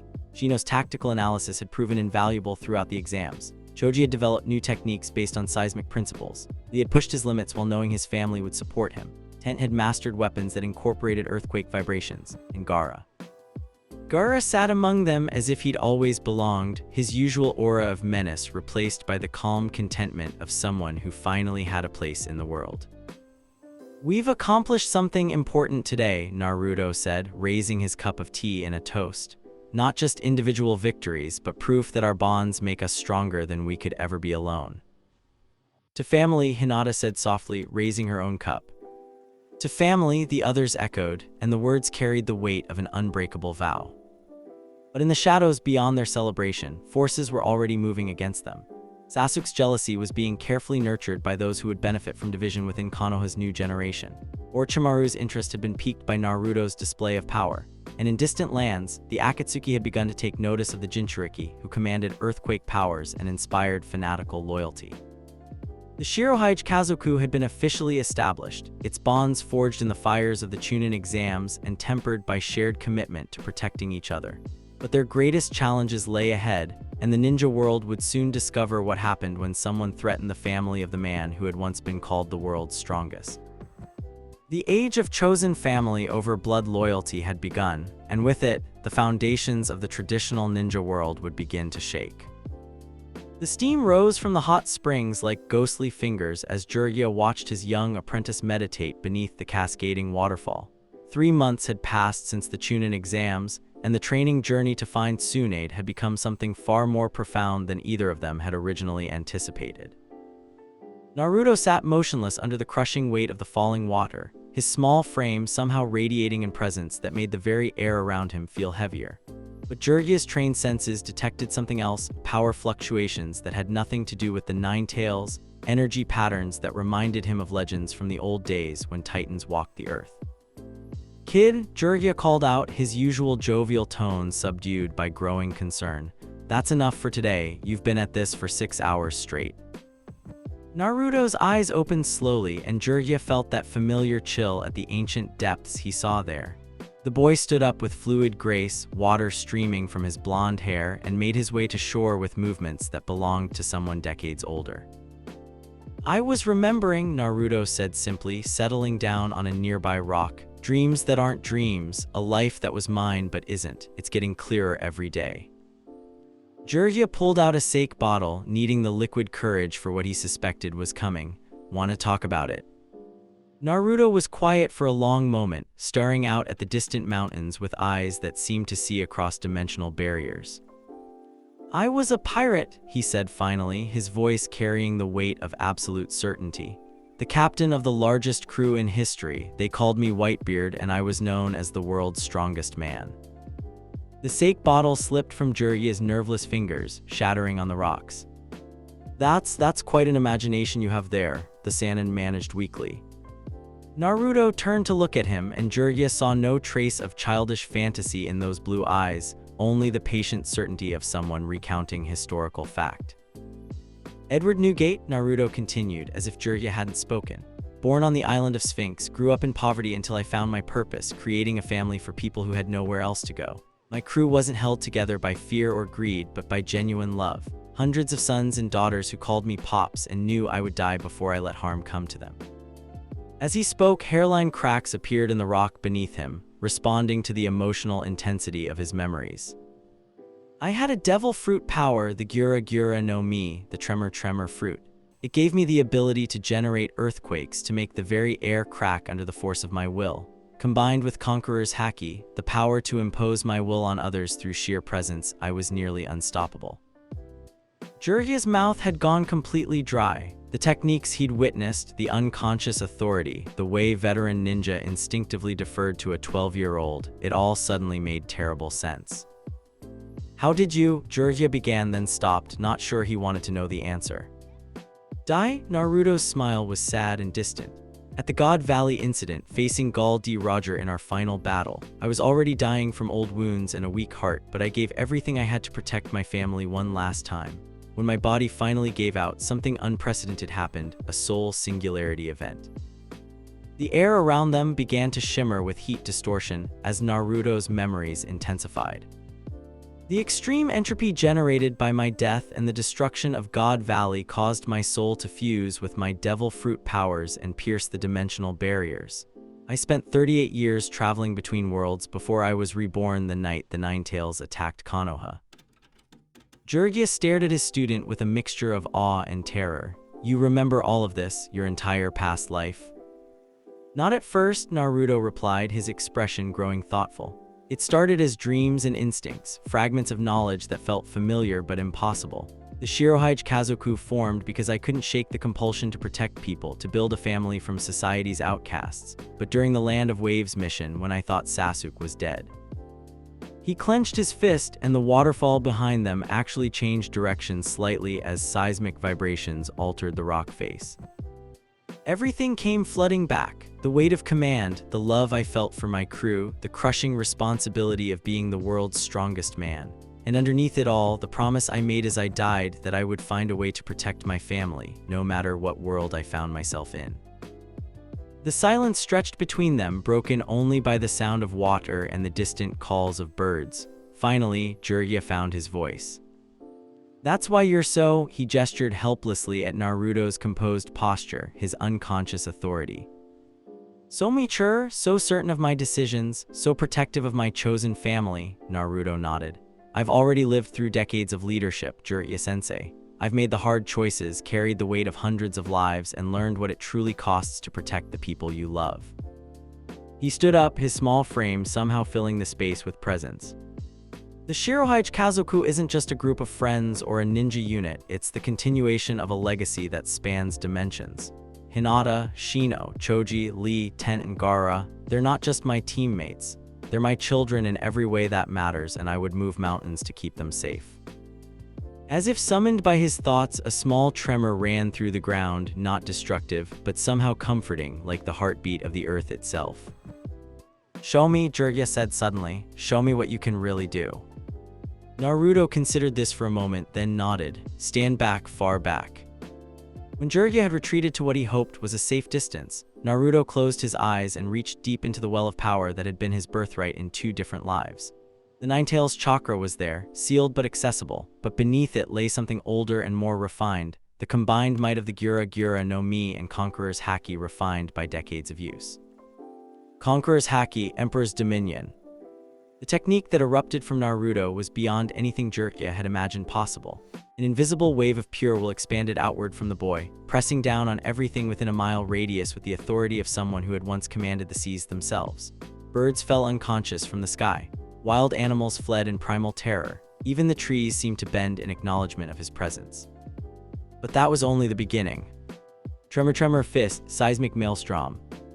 Naruto's punch didn't connect with anything solid. Instead, he struck the air itself, and the atmosphere cracked like glass. Visible fractures in space spread outward from the point of impact, and the mountain lake they'd been training beside began to churn as if caught in a tremendous storm. The mountains themselves groaned as seismic waves propagated through the bedrock, and in the distance, avalanches began to cascade down peaks that had been stable for centuries. When the demonstration ended, Jiraiya found himself on his knees, not from the physical effects, but from the sheer, overwhelming presence of someone who had once been called the world's strongest man. "Dear Kami," he whispered, "you really are him, aren't you? You really are Whitebeard reborn." Naruto helped him to his feet, his expression gentle despite the devastation around them. "I'm both and neither. I'm Naruto Uzumaki, son of the 4th Hokage and protector of the shirohaji kazoku. But I'm also Edward Newgate, and I carry his legacy, his power, and his promise to protect family above all else." As they made camp that evening, Jiraiya found himself studying his student with new understanding. The tactical brilliance, the natural leadership, the way he spoke about protection and sacrifice, it all made sense now. "There's something you need to know," Jiraiya said as they sat around their small fire. "The reason I was sent to find Tsunade. It's not just about her becoming Hokage. There are forces moving against Konoha, against the Jinchuriki specifically. The Akatsuki organization is hunting people like you." Naruto's expression didn't change, but the fire between them flickered as if responding to his emotional state. "Let them come," he said quietly. "They'll find that this Jinchuriki is not as helpless as they expect. These aren't ordinary ninja, Naruto. They're S-rank criminals, some of the most dangerous people alive." "And I," Naruto replied with the calm certainty of someone who had faced down the greatest pirates of his previous world, "am the reincarnation of the world's strongest man. I've died once protecting my family. I'm not afraid to do it again." The next morning brought their first encounter with the Akatsuki, as Itachi Uchiha and Kasame Hoshigaki appeared like phantoms from the mist. But what should have been a one-sided capture mission quickly became something far more dangerous. The moment Itachi activated his main Jikaio Sharingan and attempted to trap Naruto in Tsukuyomi, he discovered that his opponent's mind was not that of a 12-year-old boy. Inside the Genjutsu realm, Itachi found himself facing not Naruto, but Edward Newgate in his prime, a giant of a man with a white mustache and eyes that held the wisdom of decades spent protecting those he loved. Conqueror's Haki, Mental Dominion. The technique that erupted from Naruto's consciousness shattered Itachi's Genjutsu like glass, and the backlash sent the Uchiha prodigy staggering backward with blood streaming from his eyes. Impossible, Itachi gasped. How did you break free from Tsukuyomi? Naruto stood up, his small frame radiating power that made both S-rank criminals take involuntary steps backward. Your illusion technique requires you to dominate your opponent's will, he explained with the patience of a teacher addressing slow students. But my will is not that of a 12-year-old boy. It's the refined authority of someone who commanded the loyalty of hundreds, who faced down gods and monsters, who was acknowledged as the strongest man in his world. He took a step forward and the ground cracked beneath his feet. You cannot break what has already been tempered in the fires of absolute leadership. Kisame, sensing that discretion was the better part of valor, began to retreat. Itachi, we should. Tremor wave, tectonic shift. Naruto's punch struck the air between him and the fleeing Akatsuki members, and the resulting seismic wave turned the forest clearing into a maze of chasms and upthrust stone. Trees that had stood for centuries toppled like matchsticks, and the very earth seemed to rebel against the presence of those who threatened his family. You want the Nine Tails? Naruto asked, his voice carrying across the devastated landscape with perfect clarity. Then you'll have to go through me first, and I promise you I am far more dangerous than any Biju.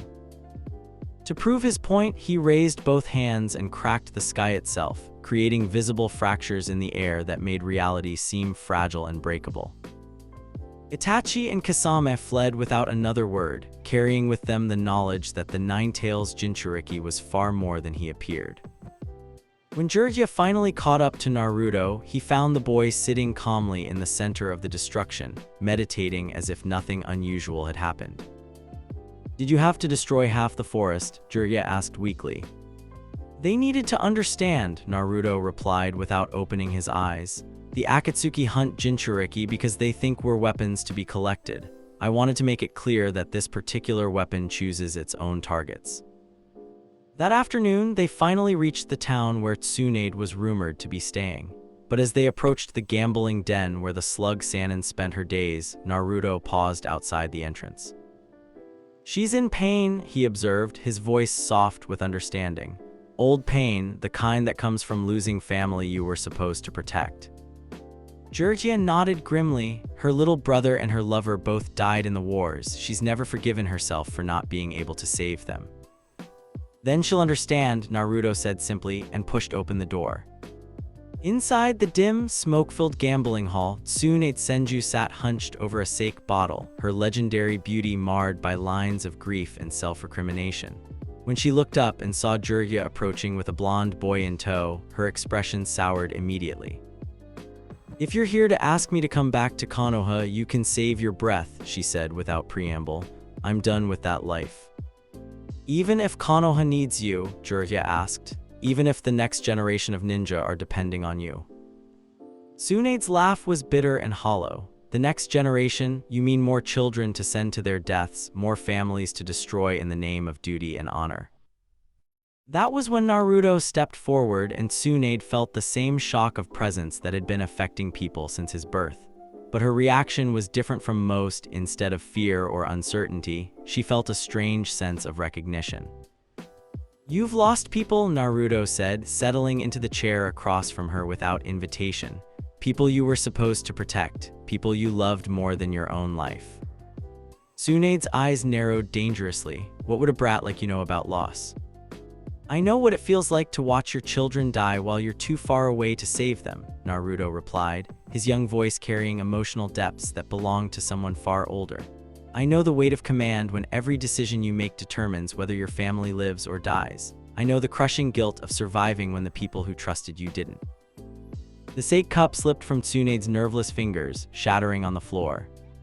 That's impossible, you're just a child. In this life, yes, Naruto agreed. But I've lived before, and I've learned that the pain of losing family never truly goes away. It just becomes part of who you are, a reminder of what you're fighting to protect. He leaned forward, and Tsunade found herself captured by the ancient wisdom in his eyes. But I've also learned that honoring the dead by refusing to protect the living is just another kind of betrayal. The people we lost wouldn't want us to abandon those who still need us.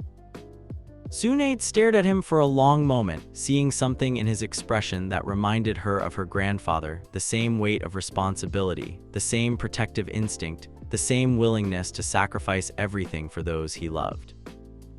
"Who are you?" she whispered. "I'm Naruto Uzumaki," he said simply. "I'm the Nine-Tails Jinchuriki, the son of the fourth Hokage and the leader of the shirohaji Kazoku. But most importantly, I'm someone who understands that family isn't about blood, it's about the people you choose to protect, no matter what it costs you." The conversation that followed stretched long into the night, two souls who had carried the weight of leadership sharing their burdens across a gambling table in a backwater town. By dawn, Tsunade had agreed to return to Konoha not as Hokage, but as someone who finally understood that healing the living was more important than mourning the dead. As their small group made its way back toward the Leaf Village, Jiraiya watched the interaction between his student and the legendary Sannin with growing amazement. Tsunade, who had shunned human connection for years, was already treating Naruto as an equal, someone whose opinion mattered, whose wisdom was worth hearing. "You know," she said as they made camp on their final night of travel, "your shirohaji Kazoku reminds me of something my grandfather used to say. He believed that the strongest bonds weren't formed by shared blood, but by shared purpose." Naruto smiled, and for a moment, he looked like the 12-year-old he actually was. "Your grandfather sounds like he was a wise man." He was. He always said that a true leader's strength isn't measured by how many enemies they can defeat, but by how many people they can inspire to be better than they thought possible. "He would have made a good member of my crew," Naruto said thoughtfully. "I think he would have understood what it means to put family first." That night, as his companions slept, Naruto sat watch and felt the presence of his other family. Hinata, Shino, Choji, Lee, Tent, and Gaara, and the others who had pledged their loyalty to the shirohaji Kazoku. Soon, he would see them again, and he could share what he had learned about himself, about his power, and about the legacy he carried. The memories of Edward Newgate were fully integrated now, no longer dreams but lived experience. He was both the world's strongest man and the son of the fourth Hokage, both the captain of history's greatest pirate crew and the leader of Konoha's most devoted family. And with that integration came clarity about what lay ahead. The Akatsuki would return in greater force. Sasuke's jealousy would eventually drive him to betray everything they had built together. Greater threats would emerge that would test not just his strength, but his commitment to protecting those he loved. But he was ready. He had the power of 2 lifetimes, the wisdom of decades spent in command, and most importantly, he had family worth fighting for. The memories of the strongest man had been fully awakened, and the ninja world would soon discover what happened when someone threatened the family of Whitebeard reborn. The Age of Earthquakes was about to begin. The Hokage Tower stood silent in the pre-dawn darkness as an emergency meeting convened in the highest chamber. Around the circular table sat the village's most elite jonin, their faces grim in the flickering candlelight. At the head of the table, Tsunade Senju, newly returned to assume the title of 5th Hokage, studied the intelligence reports spread before her with growing alarm. 3 more Jinchuriki have been captured in the past month, she announced, her voice carrying the weight of terrible knowledge. Yujido Ne of the Cloud, Yagura of the Mist, and most recently, Roshi of the Rock, the Akatsuki are accelerating their timeline. Kakashi shifted uncomfortably in his seat. "What about the 2 tails and 4 tails? Any word on?" "Both extracted," Tsunade interrupted grimly. "Our intelligence suggests they're using some kind of massive statue to perform the extractions. The Jinchuriki don't survive the process." A heavy silence fell over the room as the implications sank in. Somewhere in the darkness beyond Konoha's walls, an organization of S-rank criminals was systematically hunting down the most powerful weapons in the ninja world and succeeding. "There's more," Tsunade continued, pulling out a sealed scroll marked with ANBU classifications. "Our sources indicate that the Nine-Tails Jinchuriki is their primary target. Everything else is just preparation for capturing Naruto Uzumaki." The temperature in the room seemed to drop several degrees as the assembled ninja contemplated what that meant. They had all heard the stories from the land of waves, witnessed the demonstrations during the chunin exams, felt the seismic disturbances that seemed to follow Naruto wherever he went. "Where is he now?" Kaguya asked, though his tone suggested he already knew the answer wouldn't be reassuring. "Training Ground 44, Tsunade replied, with his family." The pause was telling. Even after months of official reports and first-hand observations, the village leadership still struggled to categorize the shirohaji kazoku. Were they a military unit, a social organization, a barely contained natural disaster waiting to happen? "Perhaps," suggested Shikaku Nara with characteristic bluntness, "it's time we stopped treating this as a normal protection detail and started treating it as what it really is, a war." In the depths of Training Ground 44, the Forest of Death dawn was breaking over a scene that defied conventional understanding of ninja training. The ancient trees had been arranged in perfect military formations, their massive trunks serving as both obstacles and strategic positions. Clearings had been carved out with mathematical precision, creating training zones specialized for different types of combat. At the center of it all, Naruto Uzumaki stood atop a makeshift command platform built from fallen logs, his presence transforming the dangerous training ground into something that felt like a military headquarters. Around him, arranged in precise formations that spoke of months of coordinated training, were the members of the shirohaji kazoku. Hinata Hyuga knelt at his right hand, her Byakugan active as she maintained surveillance of the surrounding area. The timid girl who had once flinched at shadows was gone, replaced by someone who carried herself with quiet confidence and deadly precision. Her gentle fist techniques had evolved beyond traditional Hyuga methods, incorporating seismic principles that turned her strikes into earthquake-enhanced attacks. Shino Aburame coordinated communications through his insect network, his bugs carrying messages between different training groups with military efficiency. His usual stoic demeanor had deepened into something more profound, the calm certainty of someone who knew his intelligence would be valued and acted upon. Choji Akimichi supervised the newer members' training with patient dedication, his expansion jutsu enhanced by principles of seismic resonance that made his enlarged form nearly unstoppable. The gentle giant who had once doubted his own worth now carried himself like a seasoned sergeant. Rock Lee led the physical conditioning drills with infectious enthusiasm, his 8 gates technique supported by earthquake-enhanced movements that allowed him to push beyond his previous limits without destroying his body. His devotion to Naruto had evolved from hero worship into the deep loyalty of a son for a beloved father. Tenten maintained their weapons and equipment with meticulous care, her expertise in ninja tools enhanced by seismic principles that turned ordinary kunai into earthquake-guided projectiles. Her precision had reached legendary levels under Naruto's tutelage. Gaara served as the group's strategic reserve, his sand techniques perfectly complementing Naruto's earthquake powers to create battlefield control that approached the supernatural. The former monster had found peace in belonging to something greater than himself. But they were no longer alone. Kiba and Yuzuka and Akamaru had joined the family 3 weeks earlier, drawn by the shirohaji kazoku's reputation for fierce loyalty and unbreakable bonds. The Yuzuka's tracking abilities had proven invaluable, and his partnership with Akamaru reminded Naruto of the bonds he'd seen between crew members and their animal companions in his previous life. Shikamaru Nara had taken longer to commit, his analytical mind struggling with the concept of loyalty over duty. But watching the family's coordinated tactics during a joint mission had convinced him that his strategic abilities would be better served protecting people who valued his contributions rather than following orders from those who saw him as merely useful. Most surprising of all was Neji Hyuga, whose philosophy of unchangeable fate had crumbled when confronted with his cousin's transformation. Hinata's growth under Naruto's guidance had forced him to question everything he believed about destiny and strength, ultimately leading him to request membership in the only organization that seemed capable of helping people transcend their supposed limitations. "Family," Naruto called out, his voice carrying clearly across the training ground, "gather around. We need to discuss something important." The response was immediate and perfectly coordinated. Within seconds, the entire shirohaji kazoku had assembled in formation around their leader, their movements speaking of hundreds of hours spent training together.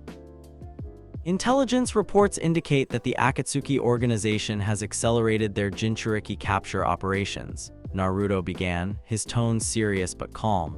They've successfully extracted 3 Biju in the past month, which means they'll be coming for me soon. A ripple of tension ran through the assembled group, but no one looked afraid. Instead, their expressions showed the grim determination of people preparing to defend their family. Big brother, Hinata said quietly, "What do we need to do?" Naruto smiled at her and the expression was full of paternal pride. "What we've always done, little sister. We protect each other and we make sure everyone goes home safe." He began to pace in front of them, his hands clasped behind his back in the gesture that had become his trademark. The Akatsuki aren't ordinary criminals. They're S-rank ninja, some of the most dangerous people alive. Each one of them could potentially destroy an entire village if left unchecked. But they have a weakness: they're used to fighting individuals, not coordinated families. Shikamaru raised his hand slightly. "What's our tactical assessment of their capabilities?" "Excellent question," Naruto replied, and his response carried the weight of strategic knowledge that seemed to span lifetimes. "From our previous encounter and available intelligence, we know they operate in pairs for mutual support. Their techniques are specialized and devastating, but most of them rely on overwhelming individual opponents rather than adapting to coordinated group tactics." He gestured to a rough map he'd drawn in the dirt, showing patrol routes and defensive positions. "Our advantage is that we fight as a true family unit. Where they see individual targets to be eliminated, we see opportunities to protect each other and exploit their overconfidence." Gaara spoke up, his voice carrying its characteristic quiet intensity. "They'll expect me to be a liability because of Shukaku. They don't understand that my strength comes from having people worth protecting, not from the demon inside me." "Exactly," Naruto agreed. "They categorize Jinchuriki as weapons to be collected, not as people with families willing to die for them. That blindness will be their downfall." Over the following days, the Forest of Death was transformed into a fortress designed to showcase the shirohaji Kazoku's tactical superiority. Seismic sensor networks created by Naruto's earthquake techniques provided early warning of approaching threats. Insect communication relays coordinated by Shino allowed for instant battlefield communication. Sand-based defensive positions designed by Gaara provided mobile cover that could reshape itself in response to enemy attacks. But it was the psychological preparation that would prove most crucial. "Remember," Naruto told them during their final strategy session, "the Akatsuki hunt Jinchuriki because they believe Biju are tools to be used. They've probably never encountered someone who draws strength from genuine human bonds rather than raw power." His expression grew serious, and everyone present felt the weight of his authority pressing down on them. "They're going to try to break our unity by targeting individual members, hoping to isolate me from my support network. But what they don't understand is that every attack on my family only makes me stronger, because it reminds me what I'm fighting to protect." The first attack came at dawn on the 3rd day, as Itachi Uchiha and Kasame Hoshigaki emerged from the morning mist like harbingers of death itself. But instead of the isolated Jinchuriki they expected to find, they discovered a coordinated military unit that had been waiting for them.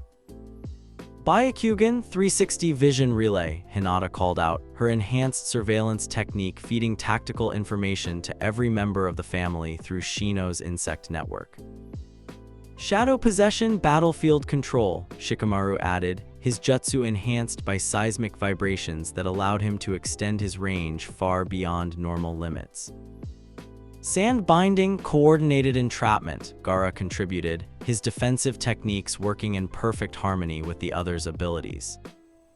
The Akatsuki pair found themselves facing not just Naruto, but an entire family fighting with supernatural coordination. Every technique they attempted was countered not by individual skill, but by collaborative strategy that turned their strengths into weaknesses. When Itachi attempted to trap Naruto in Tsukuyomi again, he discovered that the boy's mind was now supported by the absolute trust of his family members. The genjutsu shattered not just against Naruto's individual will, but against the combined determination of everyone who believed in him. "Impossible," Itachi gasped as the backlash sent him reeling. "How can he be so much stronger than before?" "Because," Naruto replied, rising to his feet with fluid grace, "I'm not fighting alone." What followed was a demonstration of coordinated family warfare that redefined both Akatsuki members' understanding of what was possible. Lee's 8 Gates techniques were supported by Ten's precision weapons and Kiba's tracking abilities. Choji's expansion jutsu was enhanced by seismic resonance that made his attacks nearly unavoidable. Neji's gentle fist incorporated earthquake principles that turned his strikes into area effect attacks. And over it all, Naruto's conqueror's haki pressed down on their enemies while simultaneously strengthening his family members, creating a battlefield dynamic that favored cooperation over individual skill. The battle reached its climax when Kisame attempted to absorb chakra from multiple family members simultaneously, only to discover that their bond allowed them to share the burden among themselves while feeding him conflicting energy signatures that destabilized his technique. Tremor Tremor Fist, Family Unity Strike. Naruto's final attack wasn't just his own power, it was the combined will of the entire shirohaji kazoku focused through his earthquake techniques.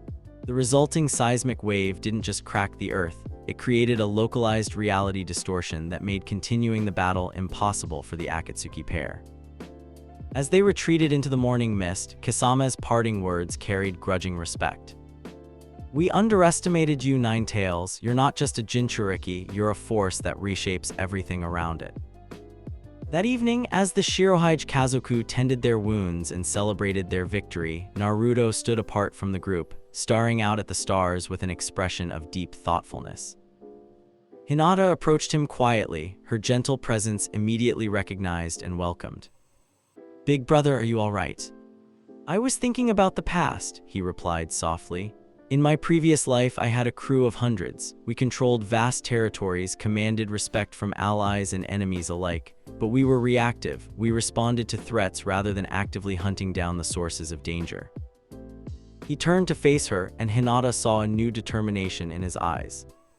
"This time, I won't wait for threats to find my family. The Akatsuki hunt Jinchuriki because they think we're helpless tools waiting to be collected. It's time they learned what happens when the hunted becomes the hunter." Over the following weeks, the shirohaji kazoku evolved from a defensive unit into an active anti-Akatsuki task force.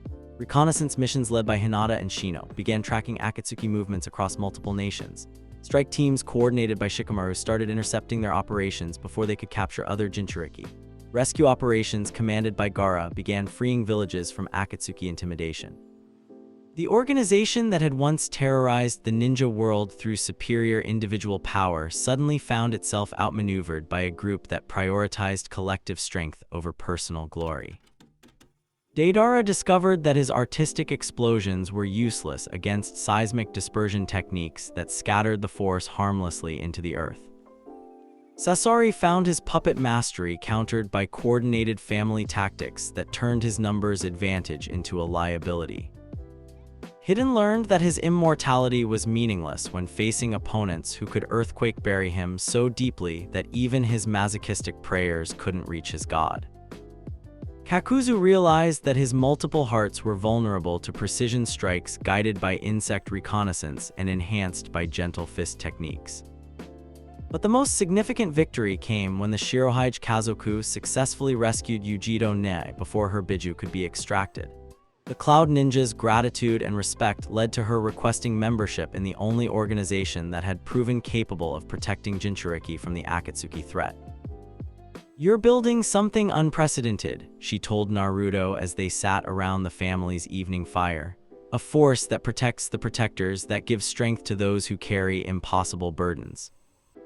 "I'm just doing what I've always done," Naruto replied with characteristic humility, "taking care of family." But that night, as he filed his mission reports with Tsunade, the scope of what the shirohaji kazoku had accomplished was undeniable. In less than 6 months, they had transformed from a group of academy misfits into the most effective anti-terrorist organization in ninja history. Villages that had lived in fear of Akatsuki reprisals now sent requests for shirohaji kazoku protection. Other Jinchuriki began making pilgrimages to Konoha, hoping to find the same sense of belonging that had strengthened Naruto and Gaara. Elite ninja from across the nations started requesting temporary assignments with the family, wanting to learn their coordinated combat techniques. Most importantly, the Akatsuki themselves had begun to avoid confrontations with the shirohaji kazoku whenever possible, recognizing that their individual superiority meant nothing against opponents who fought with genuine unity. As Naruto stood on the balcony of his apartment, looking out over the village that had become his family's home base, he reflected on how much had changed since his memories of being Edward Newgate had fully awakened. The lonely child who had once dreamed of having people who weren't afraid of him was gone, replaced by a leader whose family had grown to include some of the most powerful and dedicated ninja in the world. The powerless Jinchuriki who had been seen as a weapon to be contained was gone, replaced by someone who had proven that true strength came from protecting others rather than dominating them. The Akatsuki had sought to collect the Biju as tools for their grand design, but they had discovered instead that some tools chose their own purpose, and that purpose was the protection of chosen family above all else. The hunt had begun, but it was no longer clear who was the predator and who was the prey.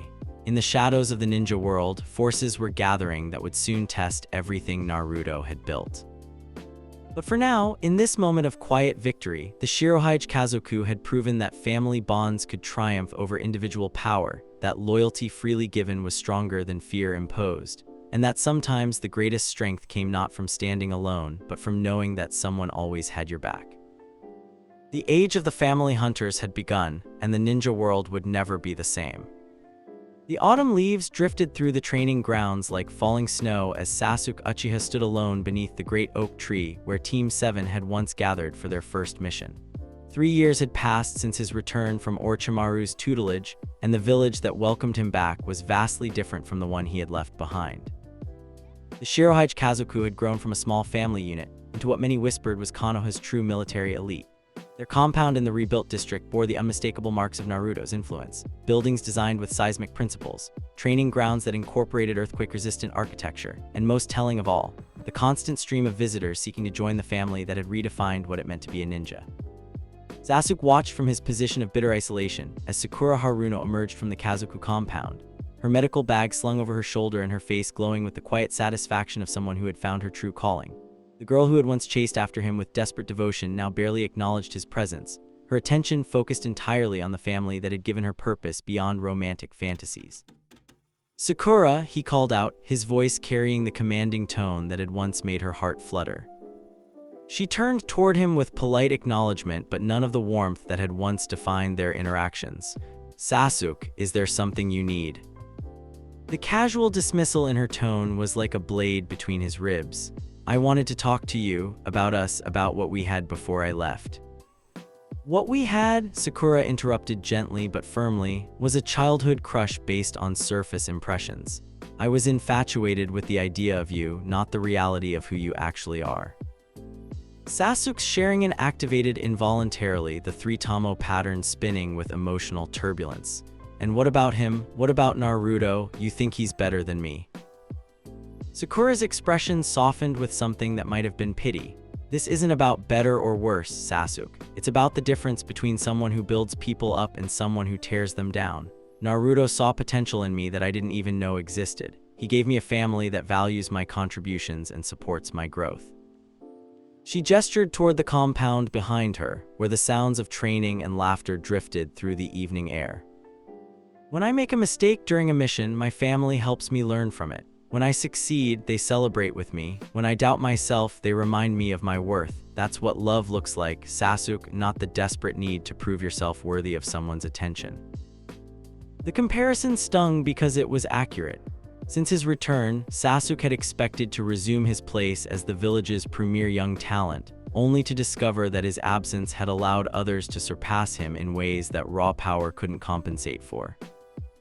Hinata had evolved from a timid heiress into a reconnaissance specialist, whose Byakugan techniques were studied by ANBU operatives. Shino had become the village's premier intelligence coordinator, his insect networks providing security that kept Konoha safe from threats before they materialized. Garo was spoken of in hushed tones as the most tactically brilliant young ninja of his generation. And at the center of it all was Naruto, whose presence had grown so commanding that even the Hokage consulted him on matters of village security.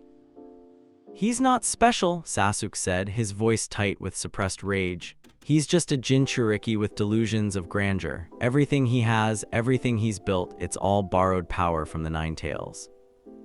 Sakura's expression hardened, and for a moment, Sasuke glimpsed the steel beneath her gentle exterior. "That's where you're wrong," she said quietly. "Naruto's power doesn't come from the Nine Tails. It comes from the fact that people trust him to protect what matters most to them. It comes from his willingness to sacrifice everything for those he loves. It comes from the way he sees potential in broken people and helps them become whole." She took a step closer, and Sasuke was shocked to realize that he felt intimidated by someone he had once dismissed as weak.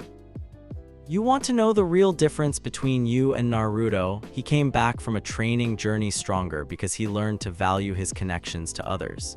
You came back expecting others to value their connections to you." With that, she turned and walked away, leaving Sasuke alone with his churning emotions and the growing certainty that the world had moved on without him. That evening, in the Shirohige Kazoku's main gathering hall, the family shared their traditional communal dinner. The hall itself was a testament to Naruto's leadership philosophy, a circular room with no head table, where everyone sat as equals despite their obvious deference to their father figure. Naruto sat among his chosen family, his presence as natural and unforced as breathing. At 19, he had grown into his authority completely, his boyish features matured but still carrying the warmth that drew people to him like moths to flame. "Tsunade-sama wants us to take point on the border patrol missions," Shikamaru reported, consulting his mission notes with characteristic efficiency. "Intelligence suggests that missing nin activity has increased near the Fire Country boundaries." "Any connection to remaining Akatsuki cells?" Neji asked, his Byakugan briefly activating as he scanned their surroundings out of habit. "Unlikely," Kiba interjected, Akamaru yipping in agreement. "The scent patterns don't match any known Akatsuki associates. This feels more like opportunistic raids than organized terrorism."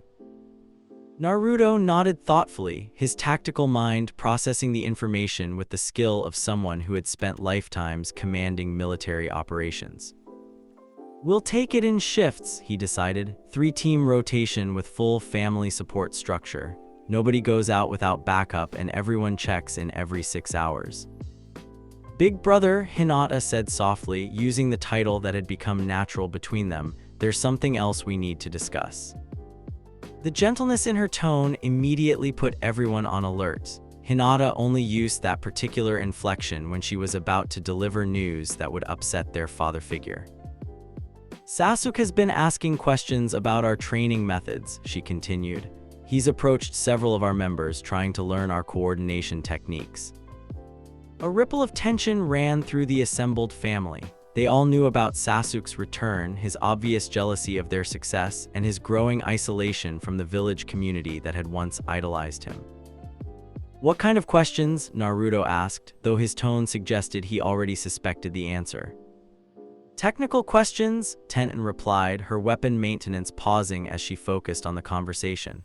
"He wants to know how we enhance individual techniques through group coordination, how we maintain communication during complex missions, how we support each other's specializations." "In other words," Lee said with uncharacteristic grimness, "he wants to copy our family bonds without understanding what makes them possible." Naruto was quiet for a long moment, his expression distant as he contemplated the implications. When he finally spoke, his voice carried the weight of someone who had seen this pattern before. "Sasuke sees our strength and assumes it's just another technique to be learned. He doesn't understand that what makes us powerful isn't our coordination, it's our willingness to trust each other completely."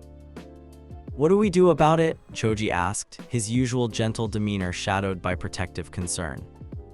"We do what we've always done," Naruto replied simply.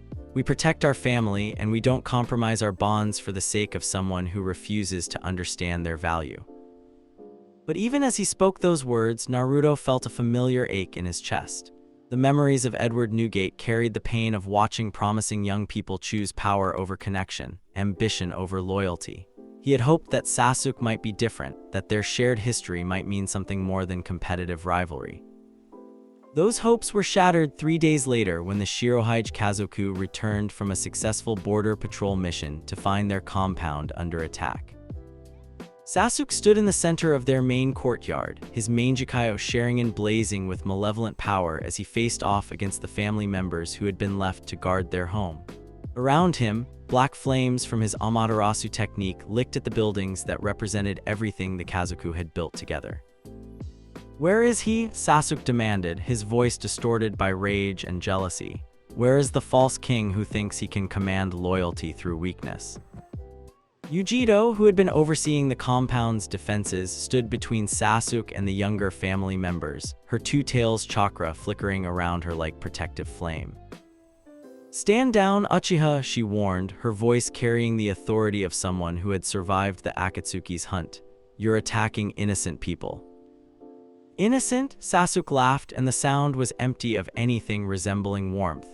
"They're not innocent, they're enablers. They feed Naruto's delusion that he's some kind of leader, that he deserves the loyalty that should belong to the strong." His Susanoo began to manifest around him, the spectral warrior's form crackling with electricity as he prepared to escalate his assault. "I'll show them what real power looks like. I'll show them who truly deserves to lead." That was when Naruto arrived. The shirohaji kazoku had felt the attack through their family bonds long before any messenger could reach them. The moment Sasuke's flames had touched their home, every member of the family had known that their sanctuary was under threat. But it was Naruto's arrival that changed everything. He appeared not in a burst of smoke or flash of speed, but with the measured pace of someone who had no doubt about the outcome of the confrontation ahead.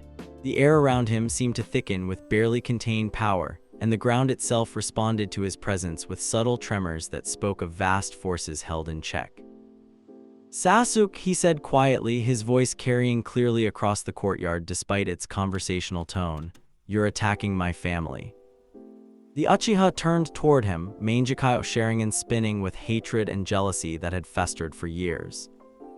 "Your family?" Sasuke spat. "They're not your family, they're your followers. People too weak to stand on their own, so they cling to your borrowed power and pretend it makes them strong."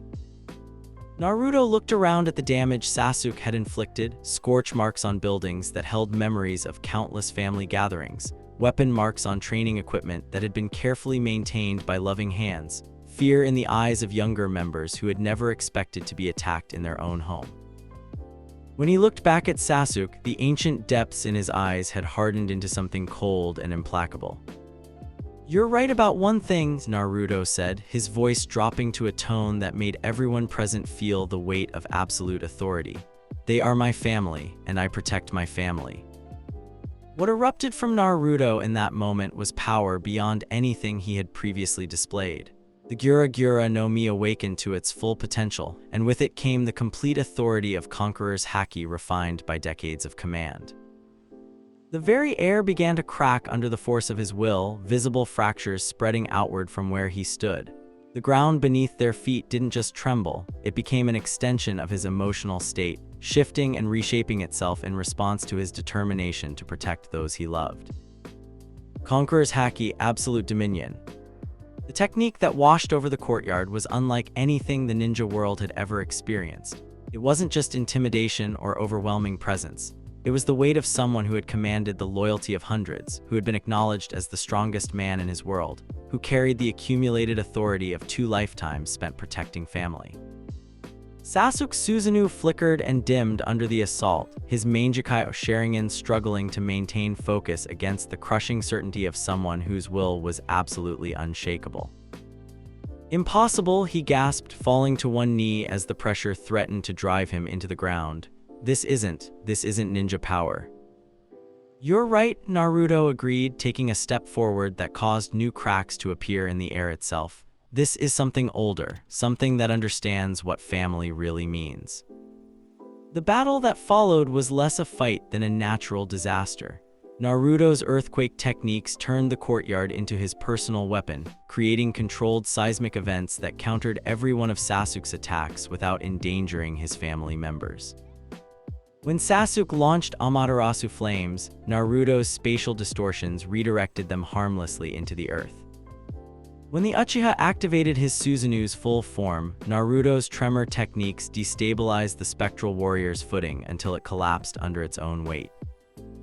When Sasuke attempted to use Genjutsu to confuse his opponent, he discovered that Naruto's mind was supported not just by his own will, but by the absolute trust of every family member who believed in him. "Why won't you fall?" Sasuke screamed, his techniques growing more desperate as nothing he tried could touch his opponent. I'm an Uchiha, I'm supposed to be the strongest. Strength isn't about bloodlines or inherited power, Naruto replied, his voice carrying the patience of someone explaining obvious facts to a confused child. It's about having something worth protecting and the will to sacrifice everything for it. He raised his fist and the air around it began to fracture with visible cracks. You attack my family because you're jealous of bonds you never learned to value, but jealousy is just another kind of weakness, Sasuke, and I don't tolerate weakness that threatens my children. Tremor fist, world-shaking strike. The punch that followed didn't connect with Sasuke directly. It struck the space between them, and the resulting seismic shockwave bypassed all physical defenses to attack the Uchiha's very connection to the ground beneath his feet. Sasuke was sent flying, his Susanoo shattering like glass and his Sharingan reverting to its normal state as he crashed into the compound's outer wall. When he struggled to his feet, blood streaming from multiple injuries, he found himself surrounded not just by Naruto, but by the entire shirohaji kazoku. They had arrived during the battle's climax, and their expressions ranged from disappointment to outright hostility. You attacked our home, Hinata said, her gentle voice carrying steel edges that spoke of profound violation. You tried to hurt our family. You threatened our little brothers and sisters, Gaara added, his sand swirling around him in barely contained aggression. That is unforgivable. You burned buildings that held our memories, Tenten continued, her weapons gleaming with deadly intent. You tried to destroy what we built together.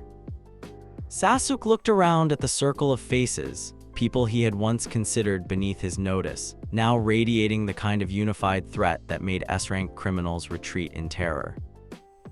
This isn't over, he said, his voice shaking with impotent rage.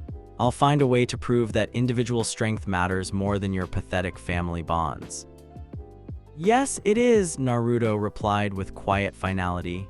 You made your choice, Sasuke. You chose jealousy over loyalty, destruction over protection, isolation over connection. Those choices have consequences.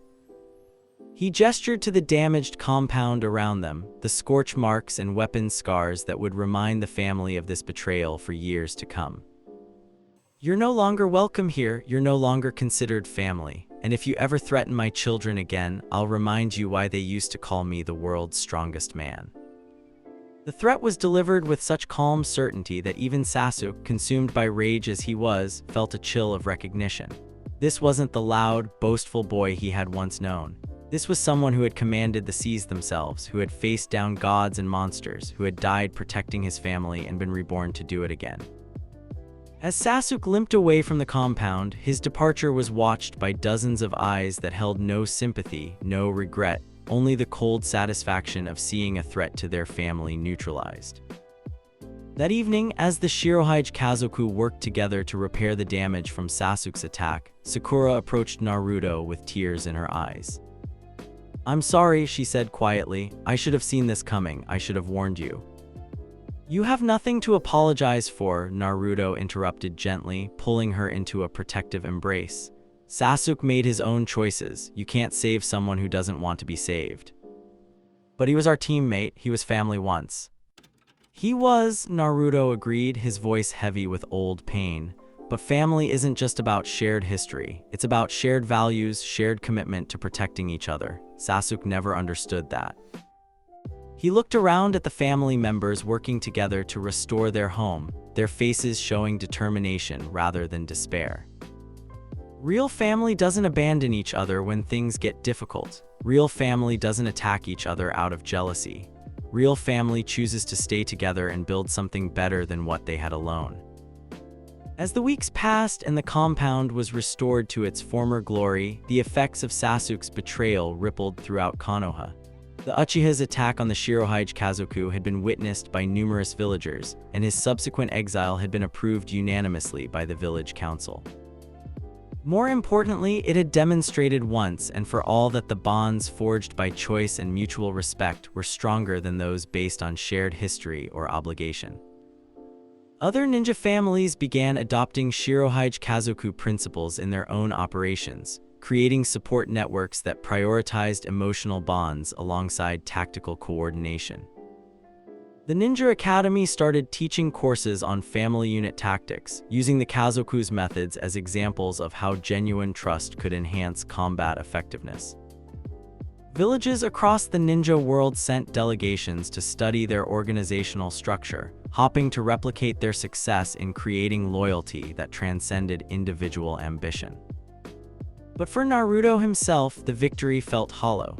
As he stood on the balcony of his restored home, looking out over the village that had embraced his family's philosophy, he reflected on the painful truth that Edward Newgate's memories had taught him long ago.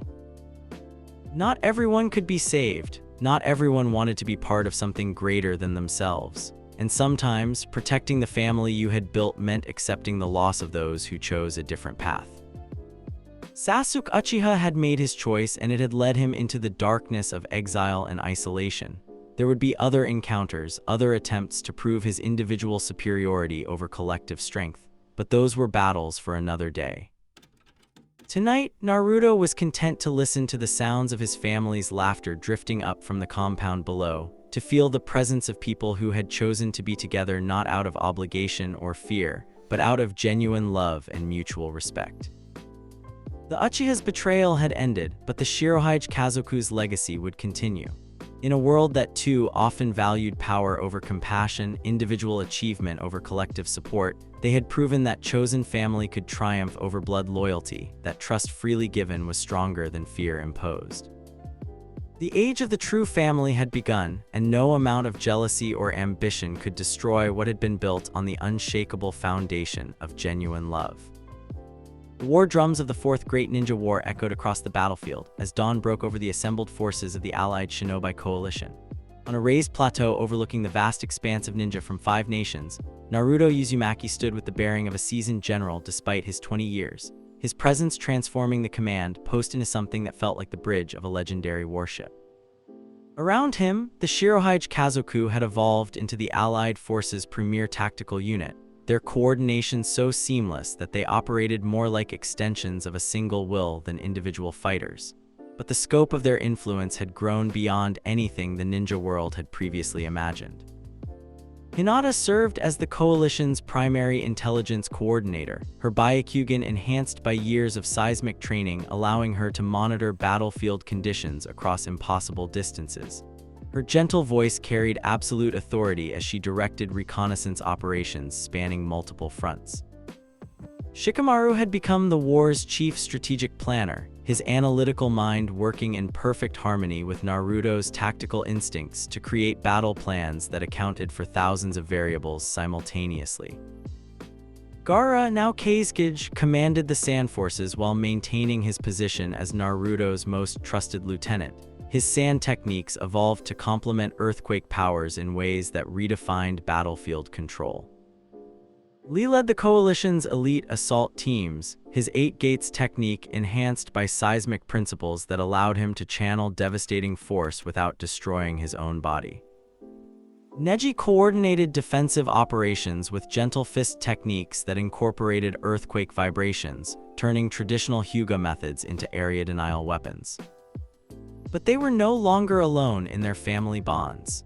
The war had drawn other exceptional ninja into the shirohaji Kazoku's orbit, each finding in Naruto's protective authority something worth fighting for beyond mere duty. Temari and Kankuro had officially joined the family during the war's early stages, their loyalty to Gaara extending naturally to include his chosen father figure. Killer Bee had arrived with his unique blend of Jinchuriki power and unconventional wisdom, his partnership with the Eight Tails serving as proof that Biju and their hosts could achieve true cooperation. Most surprising of all was Yujiro, who had become one of Naruto's most devoted daughters, her experiences with both Akatsuki capture and shirohaji Kazoku rescue creating bonds deeper than blood. Family, Naruto called out, his voice carrying clearly across the command post despite its conversational tone. Intelligence reports indicate that Madara has successfully become the Ten Tails Jinchuriki. The final phase of this war is about to begin. A ripple of tension ran through the assembled commanders, but the shirohaji Kazoku showed no fear. They had trained for this moment, prepared for the possibility that they might face a threat that transcended normal ninja capabilities. What's our tactical assessment? Tsunade asked, her medical expertise making her invaluable in coordinating the coalition's support operations. Naruto's expression grew serious as he studied the battlefield reports spread before him. Conventional ninja techniques will be largely ineffective against a complete Ten-Tails Jinchuriki. Madara has essentially become a living force of nature, capable of reshaping reality itself through sheer chakra manipulation. He began to pace in front of the assembled leaders, his hands clasped behind his back in the gesture that had become his trademark. But he has a weakness that he doesn't understand. His power is individual, isolated, drawn from domination rather than cooperation. He sees the Ten-Tails as a tool to be wielded rather than a partner to be respected. Gaara spoke up, his voice carrying the weight of someone who had once struggled with similar issues. You're thinking about the difference between forced cooperation and genuine partnership. Exactly, Naruto agreed, his smile proud as his son demonstrated the wisdom he'd learned through years of family guidance. Madara is trying to impose his will on the Ten-Tails to force it to serve his vision, but that kind of relationship is inherently unstable when faced with genuine unity. What kind of genuine unity? The fourth Raikage asked with characteristic bluntness. Naruto's smile took on edges that reminded everyone present that he carried the memories of someone who had once been called the world's strongest man. The kind that comes from family fighting together to protect what they love most. The battle that followed would be remembered as the day when collective strength finally proved superior to individual power on the largest possible stage. When Madara emerged on the battlefield in his perfected Ten-Tails Jinchuriki form, his presence was like a natural disaster given human shape. His truth-seeking orbs could erase matter from existence, his limbo clones operated in dimensions beyond normal perception, and his chakra reserves seemed infinite. But the shirohaji Kazoku had spent years preparing for exactly this kind of threat. Formation Alpha, World Shaker Protocol, Naruto commanded, his voice carrying across the battlefield through seismic vibrations that every family member felt in their bones. The response was immediate and perfectly coordinated. Hinata's Byakugan provided real-time intelligence on Madara's multi-dimensional attacks, her enhanced perception allowing her to track limbo clones that others couldn't see. Shikamaru's shadow techniques were enhanced by seismic resonance, allowing him to extend his jutsu through the ground itself and create battlefield control that spanned miles. Gaara's sand defenses incorporated earthquake principles, creating barriers that could absorb and redirect kinetic energy rather than simply blocking attacks. Lee's 8 gates techniques were supported by tremor-enhanced movement, allowing him to achieve speeds and strike forces that approached the supernatural. Neji's gentle fist had evolved to target spiritual energy flows rather than just physical chakra points, his strikes disrupting the connection between Madara and the Ten-Tails. But it was when Naruto himself entered combat that the true scope of the shirohaji Kazoku's evolution became apparent. Sage Mode Earthquake Emperor. The transformation that swept over Naruto was unlike anything the ninja world had witnessed. Natural energy flowing from Mount Myaboku combined with the Gura no Mi's seismic powers and the Nine-Tails chakra, creating a fusion of abilities that transcended individual power sources. His conqueror's haki reached new heights, pressing down on the entire battlefield with the authority of someone who had commanded both seas and continents. But more than raw intimidation, it carried the protective love of a father defending his children, and that emotional component proved crucial. Conqueror's Haki, Family Bond Resonance. The technique that erupted from Naruto didn't just affect his enemies, it strengthened every member of the shirohaji Kazoku, creating a feedback loop where their trust in him enhanced his power, which in turn enhanced their abilities, which strengthened their bond, which made him even stronger.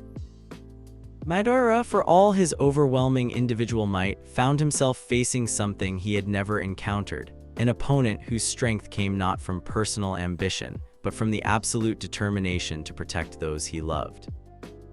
Impossible, the Ten-Tails Jinchuriki gasped as his truth-seeking orbs were deflected by spatial distortions created through earthquake techniques. Individual power should be supreme.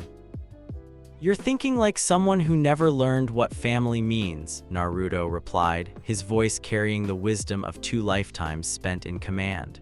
"Real strength doesn't come from standing above others, it comes from standing with them." The climactic battle reached its peak when Madara attempted to use the infinite Tsukuyomi, expecting to trap the entire world in an illusion of false peace. But he discovered that genjutsu, no matter how powerful, couldn't affect minds that were supported by genuine bonds of trust and love. Tremor Fist, reality-shaking strike. Naruto's final attack against the Ten Tails Jinchuriki was more than just physical force. It was the combined will of everyone who believed in the shirohaji kazoku's philosophy, focused through earthquake techniques that could affect the very foundations of reality. The punch didn't just strike Madara, it struck the fundamental connection between him and the Ten Tails, severing the forced partnership and allowing the Biju's true nature to reassert itself. But even as Madara fell, the war's true architect revealed herself. Kaguya Otsutsuki emerged from the chaos like a goddess of destruction, her power transcending anything the ninja world had ever faced. She was not just the original wielder of chakra, but the mother of all shinobi techniques, a being whose very existence predated the concept of ninja villages or family bonds. "Mortals," she intoned, her voice carrying the weight of millennia, "you have misused the power I gave to this world. It is time to reclaim what was always mine." The dimensional rifts that opened around her transported the surviving coalition forces to realms where the laws of physics themselves bent to her will.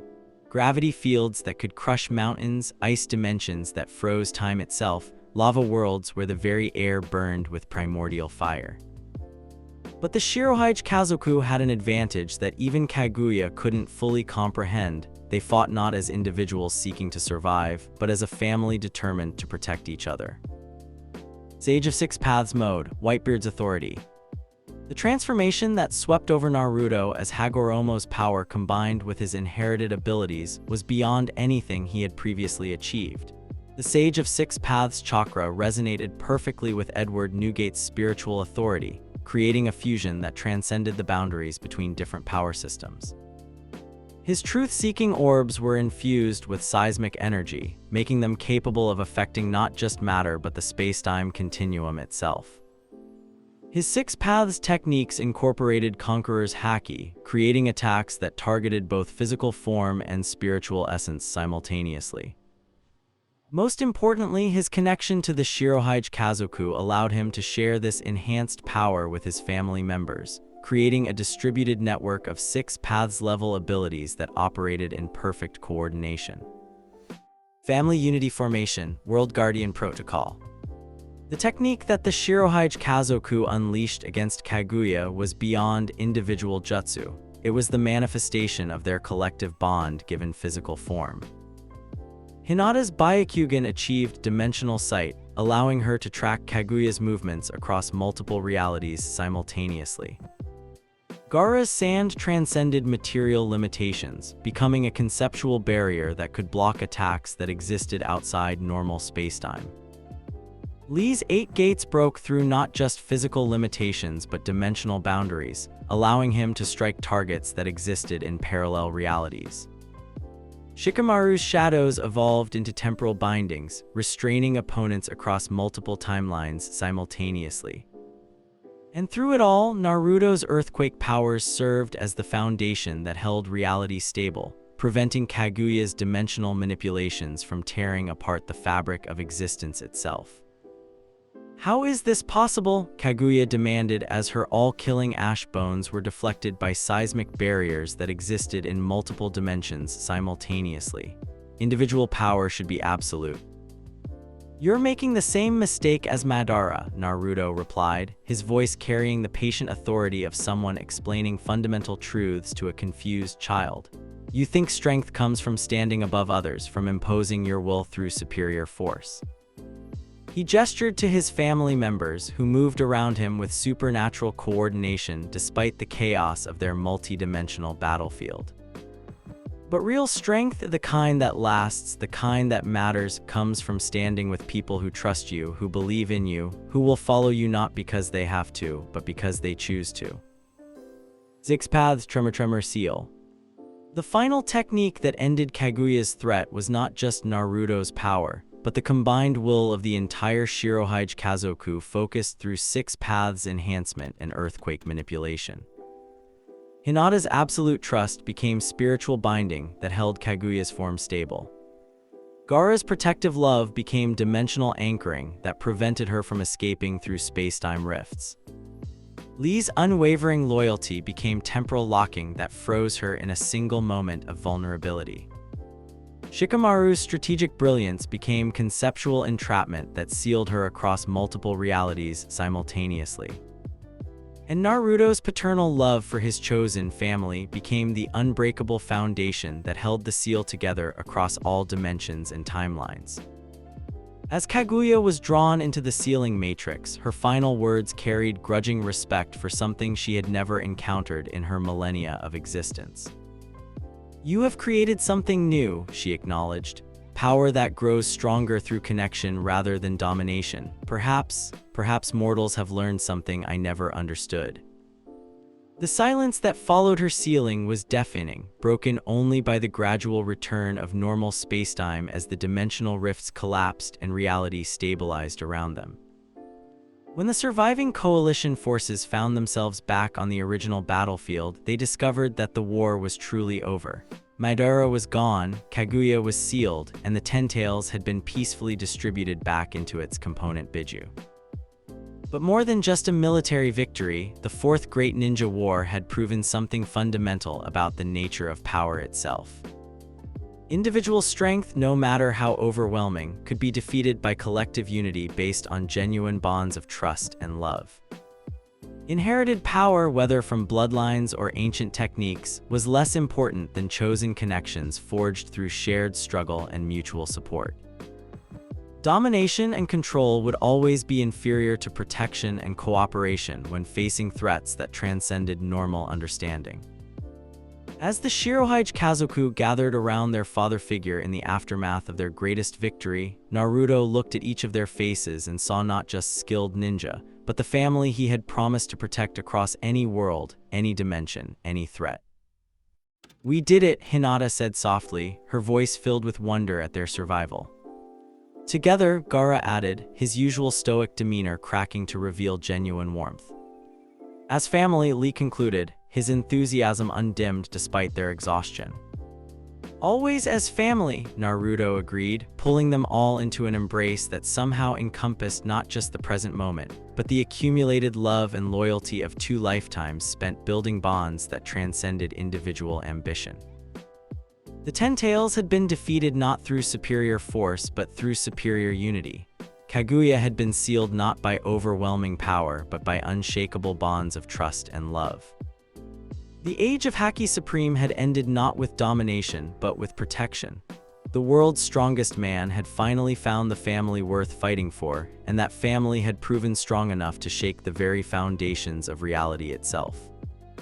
In the distance, as the various ninja villages began the long process of rebuilding their world, the legend of the shirohaji kazoku would spread to every corner of the ninja world, not as conquerors who imposed their will through force, but as protectors who had shown that chosen family could triumph over any threat, no matter how ancient or powerful. The war was over, but the legacy they had built would endure for generations, inspiring others to seek not individual glory, but the bonds of genuine love that made true strength possible. The Earthquake Emperor had found his ultimate victory, and it was not measured in enemies defeated, but in family protected and future secured through the unbreakable bonds of chosen love. The dimensional prison that contained Kaguya Otsutsuki pulsed with unstable energy as cracks began to appear in the 6-path seal that had bound her for 3 months. In the depths of the Kamui dimension, where space and time bent to her ancient will, the Mother of Chakra stirred with growing awareness of a fundamental shift in the fabric of reality itself. The Ten Tails' extraction and redistribution had created ripples across all dimensions, weakening the barriers between worlds and allowing Kaguya's consciousness to probe the seal's construction. What she discovered filled her with a mixture of respect and determination that had been absent from her original defeat. "Interesting," she murmured, her voice echoing across empty dimensional space.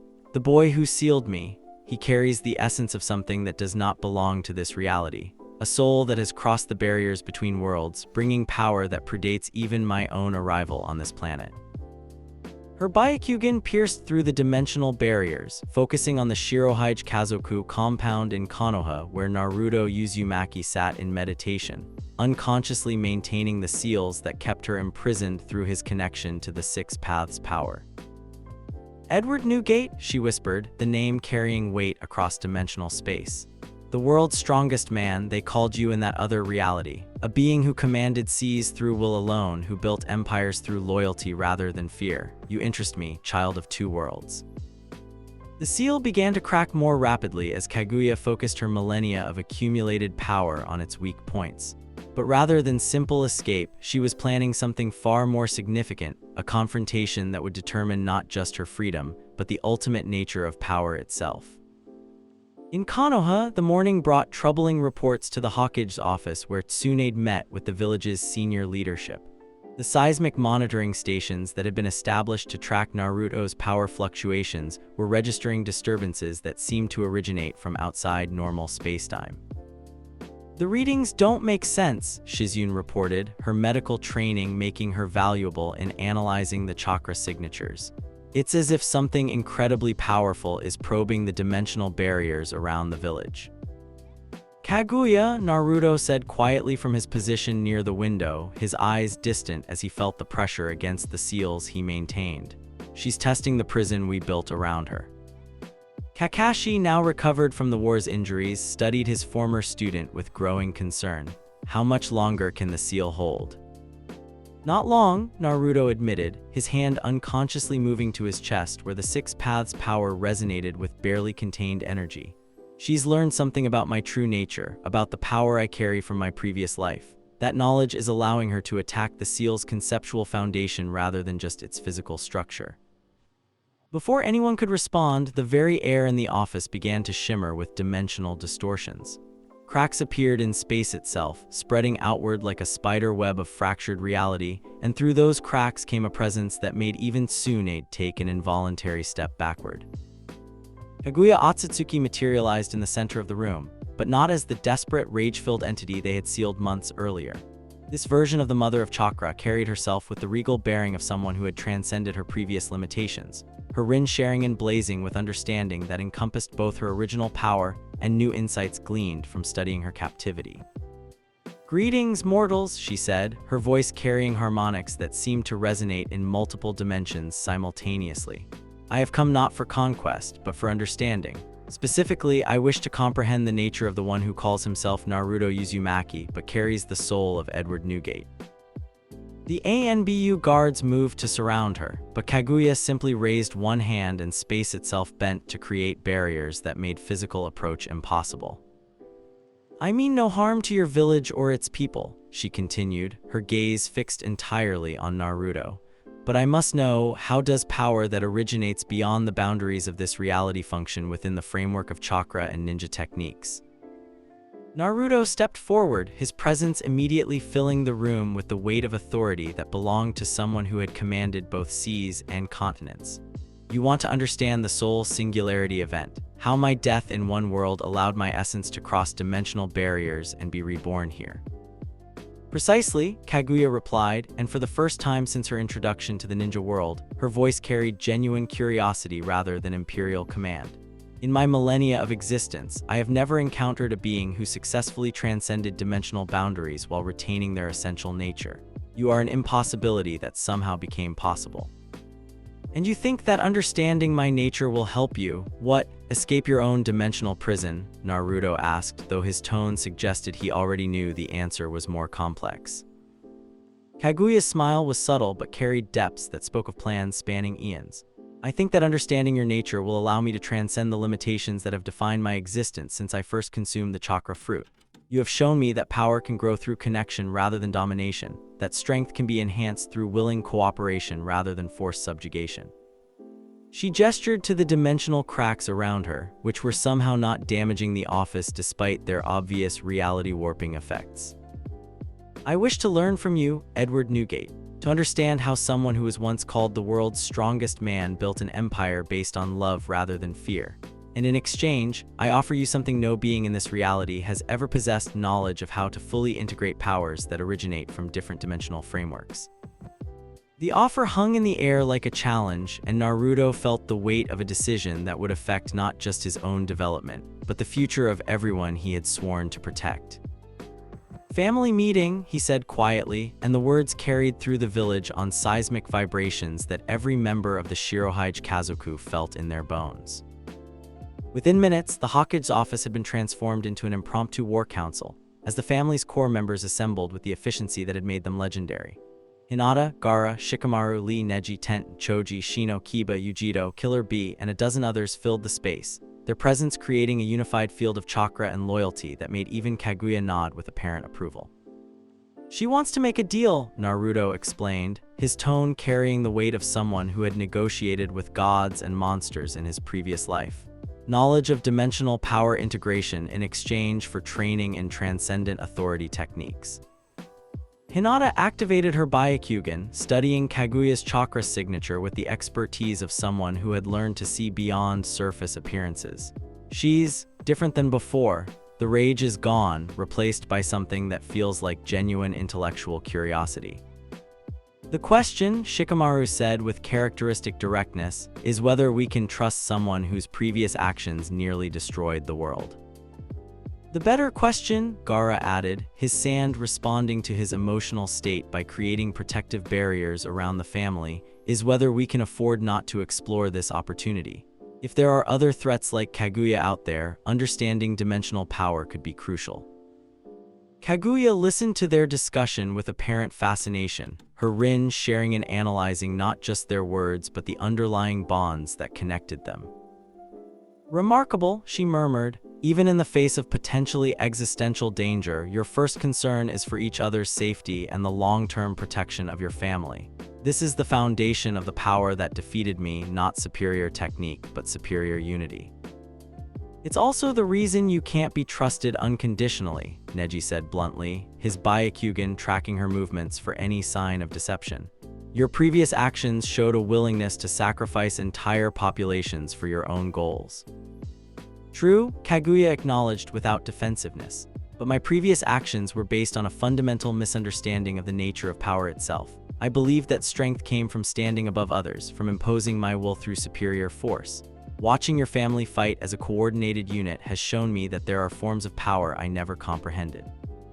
She turned her attention back to Naruto, and when she spoke, her voice carried the weight of someone making a confession that had been centuries in the making.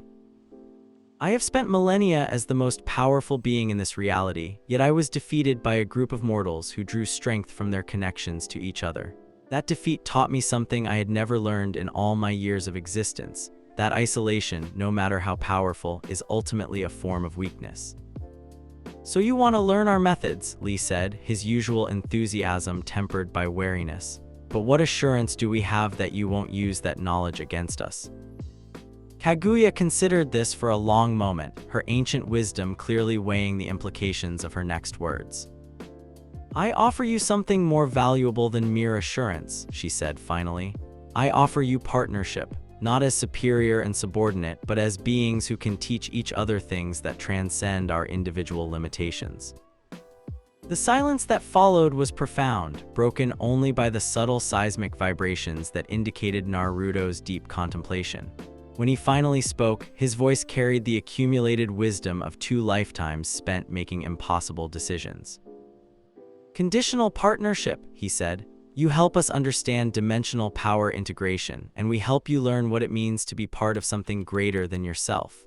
But the moment you threaten my family, the moment you revert to your old patterns of domination and control, the partnership ends." "And you'll stop me how?" Kaguya asked, though her tone suggested genuine curiosity rather than challenge. Naruto's smile carried edges that reminded everyone present that he had once been called the world's strongest man for very good reasons. "The same way I stopped you before, through the power of family bonds that you still don't fully understand, enhanced by whatever dimensional techniques you're going to teach me." The partnership that developed over the following months was unlike anything the ninja world had ever witnessed. in a specially constructed training dimension created through the combined efforts of Kaguya's spacetime manipulation and Naruto's earthquake-enhanced six paths power, the most unlikely student-teacher relationship in history began to unfold. Dimensional chakra flow, theory and application, Kaguya announced during one of their early sessions, her voice carrying the authority of someone who had mastered concepts that predated human civilization. Your Gura no Mi powers originate from a dimensional framework that operates on fundamentally different principles than chakra-based techniques. She demonstrated by creating visible fractures in spacetime, each crack representing a different approach to manipulating reality. In your previous world, what you called devil fruit powers were actually applications of dimensional energy channeled through biological interfaces. The Gura no Mi specifically allowed you to access seismic forces that exist in the fundamental structure of reality itself. Naruto absorbed this information with the focused attention of someone who had spent decades perfecting techniques through trial and error. So when I generate earthquakes here, I'm not just using chakra, I'm accessing the same dimensional energy that powered my abilities as Edward Newgate.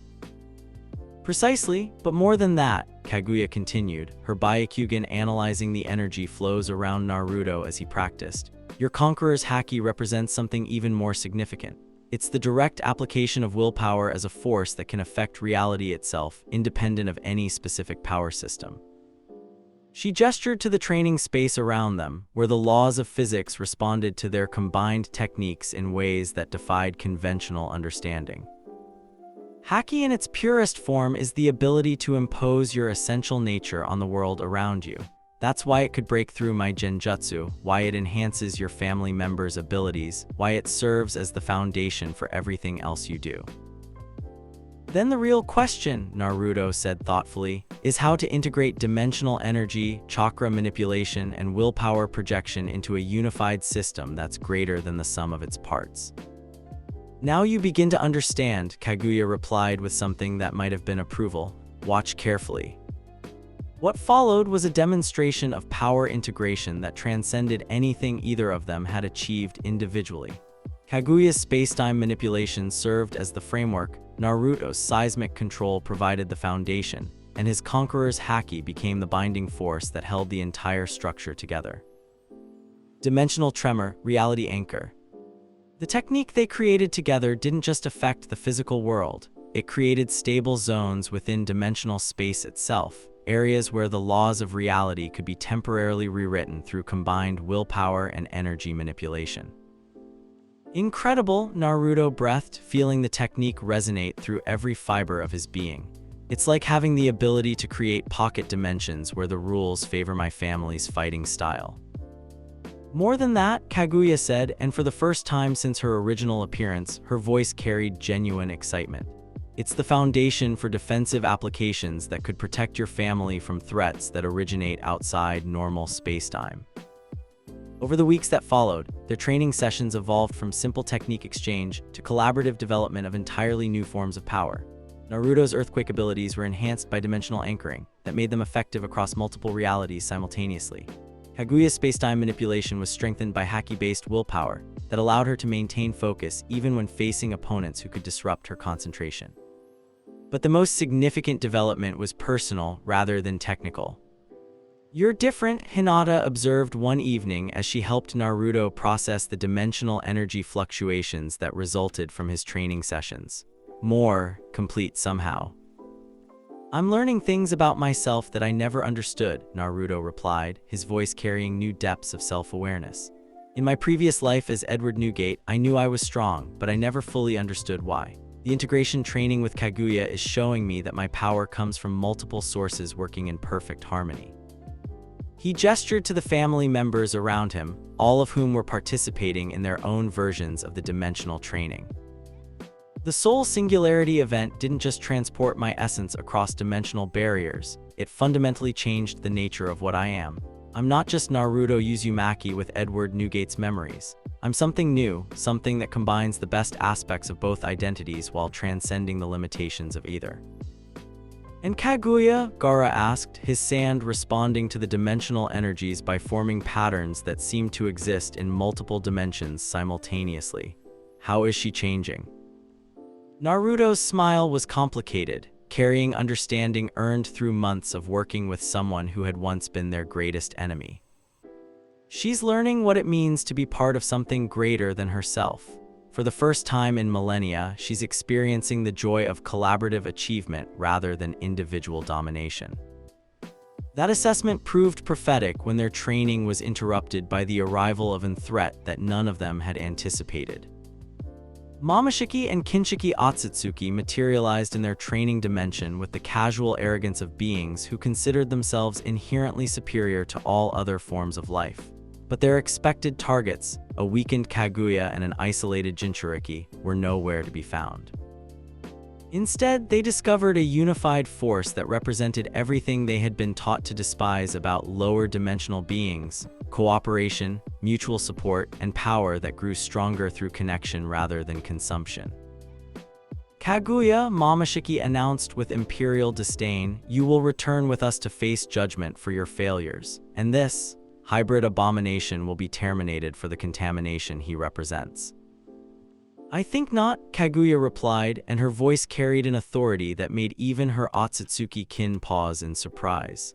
"I have found something here that transcends our clan's primitive understanding of power acquisition." "Impossible," Kinshiki rumbled, his massive form radiating the kind of overwhelming force that had terrorized civilizations across multiple galaxies. "Individual strength is supreme. Cooperation is the weakness of inferior beings." "Then allow me to demonstrate how wrong you are," Naruto said, stepping forward with the bearing of someone who had faced down gods in 2 different lifetimes. The battle that followed redefined everyone's understanding of what was possible when different forms of transcendent power worked in perfect harmony. Naruto's 6 Paths Sage mode was enhanced by dimensional energy that allowed him to exist in multiple realities simultaneously, making him nearly impossible to target with conventional attacks.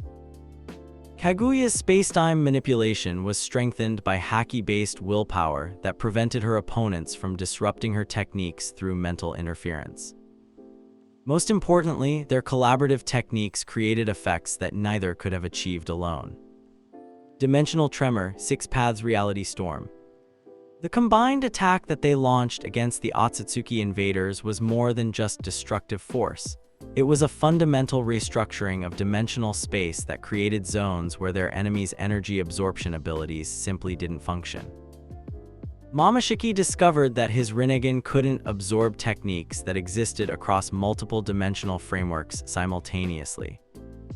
Kinshiki found that his overwhelming physical strength was useless against opponents who could shift the battle to dimensional spaces where different physical laws applied. But the decisive moment came when the shirohaji kazoku arrived to support their father figure. Formation Omega, Dimensional Family Unity.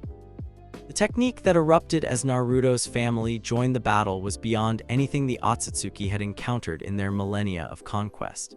Each family member had been enhanced by dimensional training, their individual abilities amplified by willpower projection and reality manipulation that turned them into extensions of Naruto's enhanced power.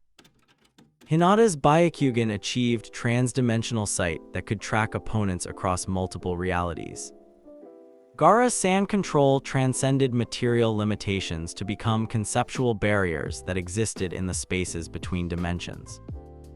Lee's 8 gates broke through not just physical constraints but dimensional boundaries, allowing him to strike targets that existed outside normal spacetime.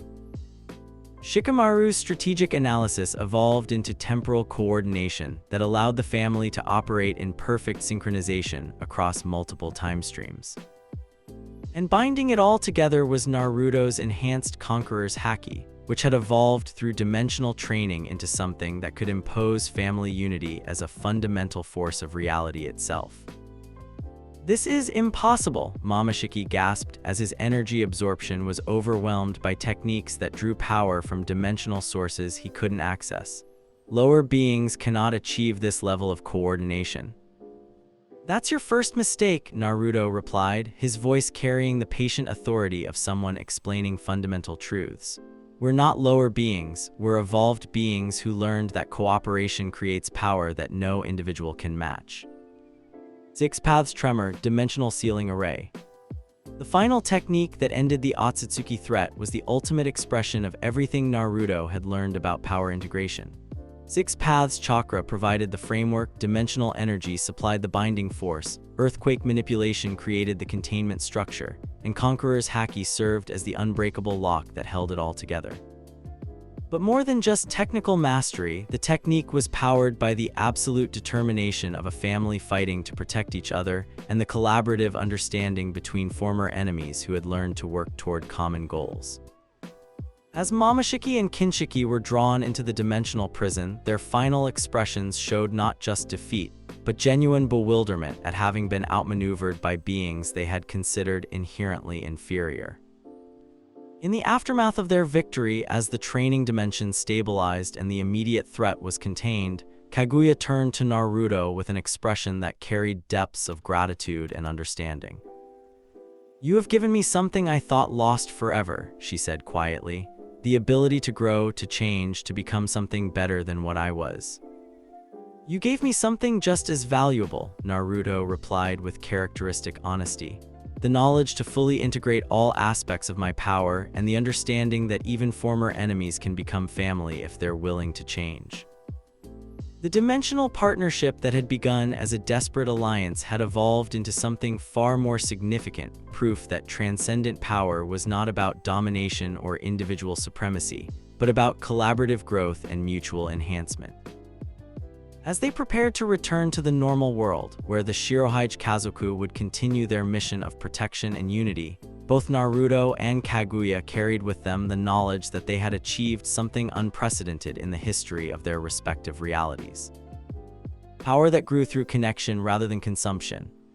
Strength that transcended individual limitations through willing cooperation. Authority that commanded respect not through fear, but through demonstrated commitment to protecting those who couldn't protect themselves.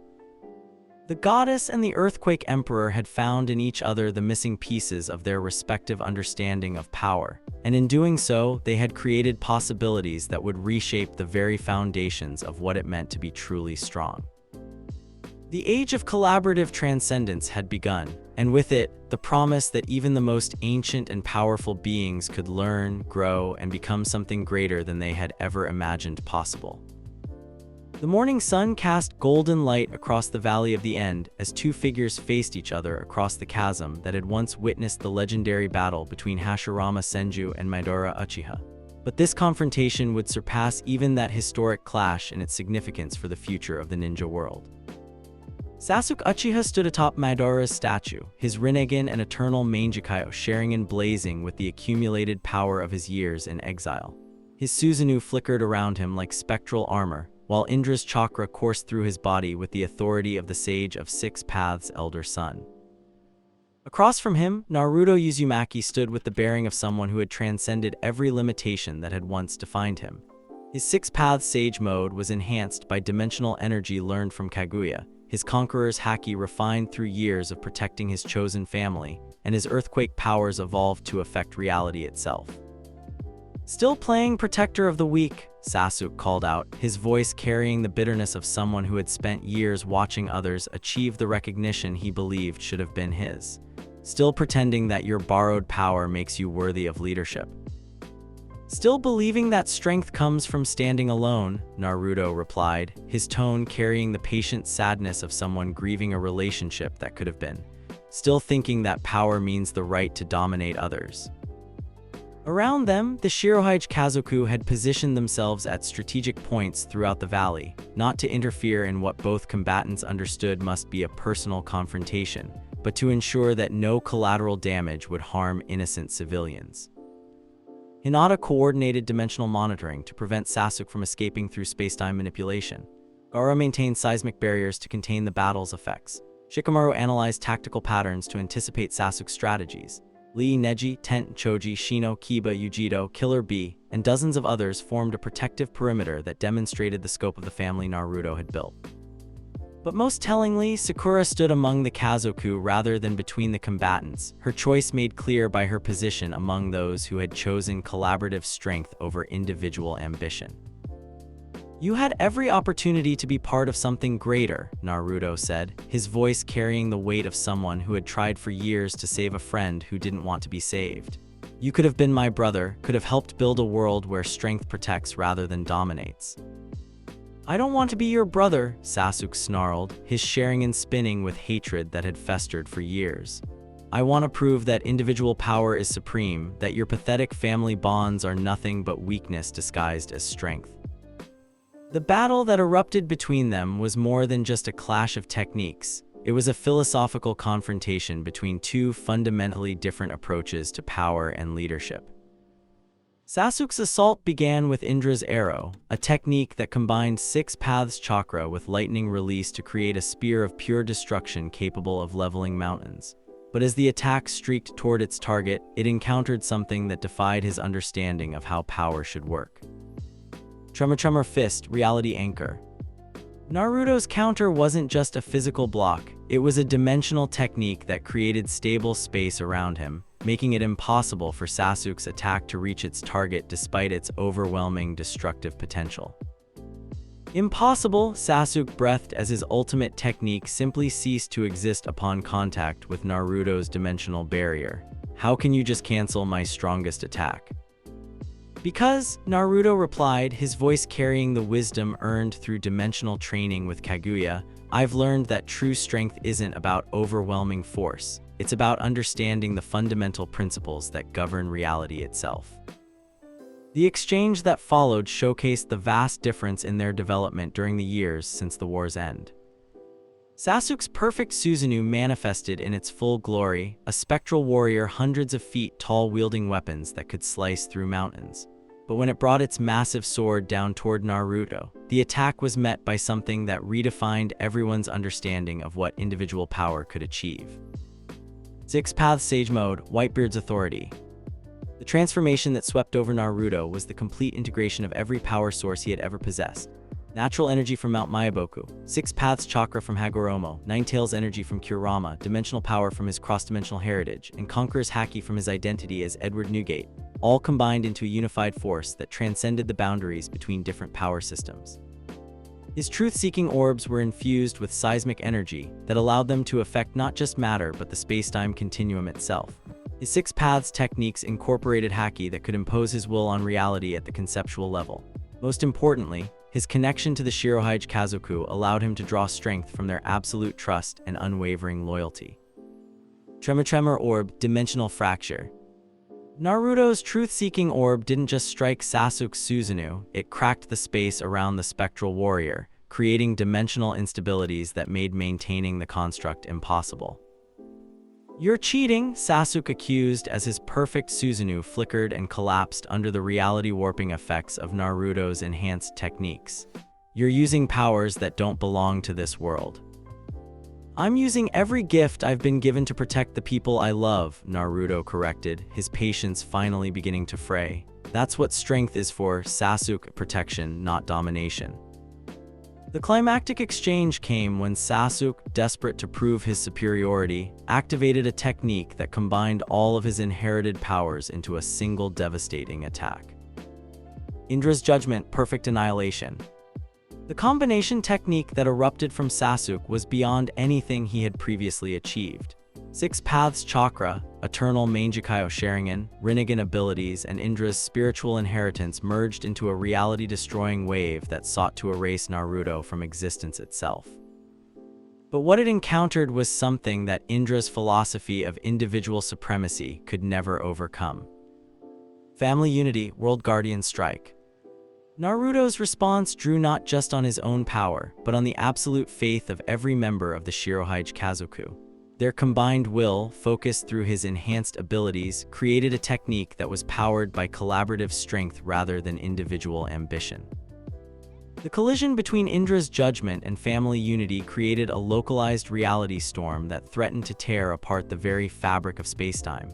But where Sasuke's technique sought to destroy and dominate, Naruto's sought to protect and preserve, and that fundamental difference proved decisive.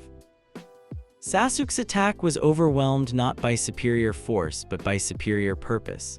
His individual power, no matter how refined, couldn't match the collective strength of someone fighting not for personal glory, but for the protection of loved ones. When the dimensional distortions finally cleared, Sasuke lay unconscious among the rubble of his shattered ambitions, while Naruto stood unharmed, surrounded by the family that had made his victory possible.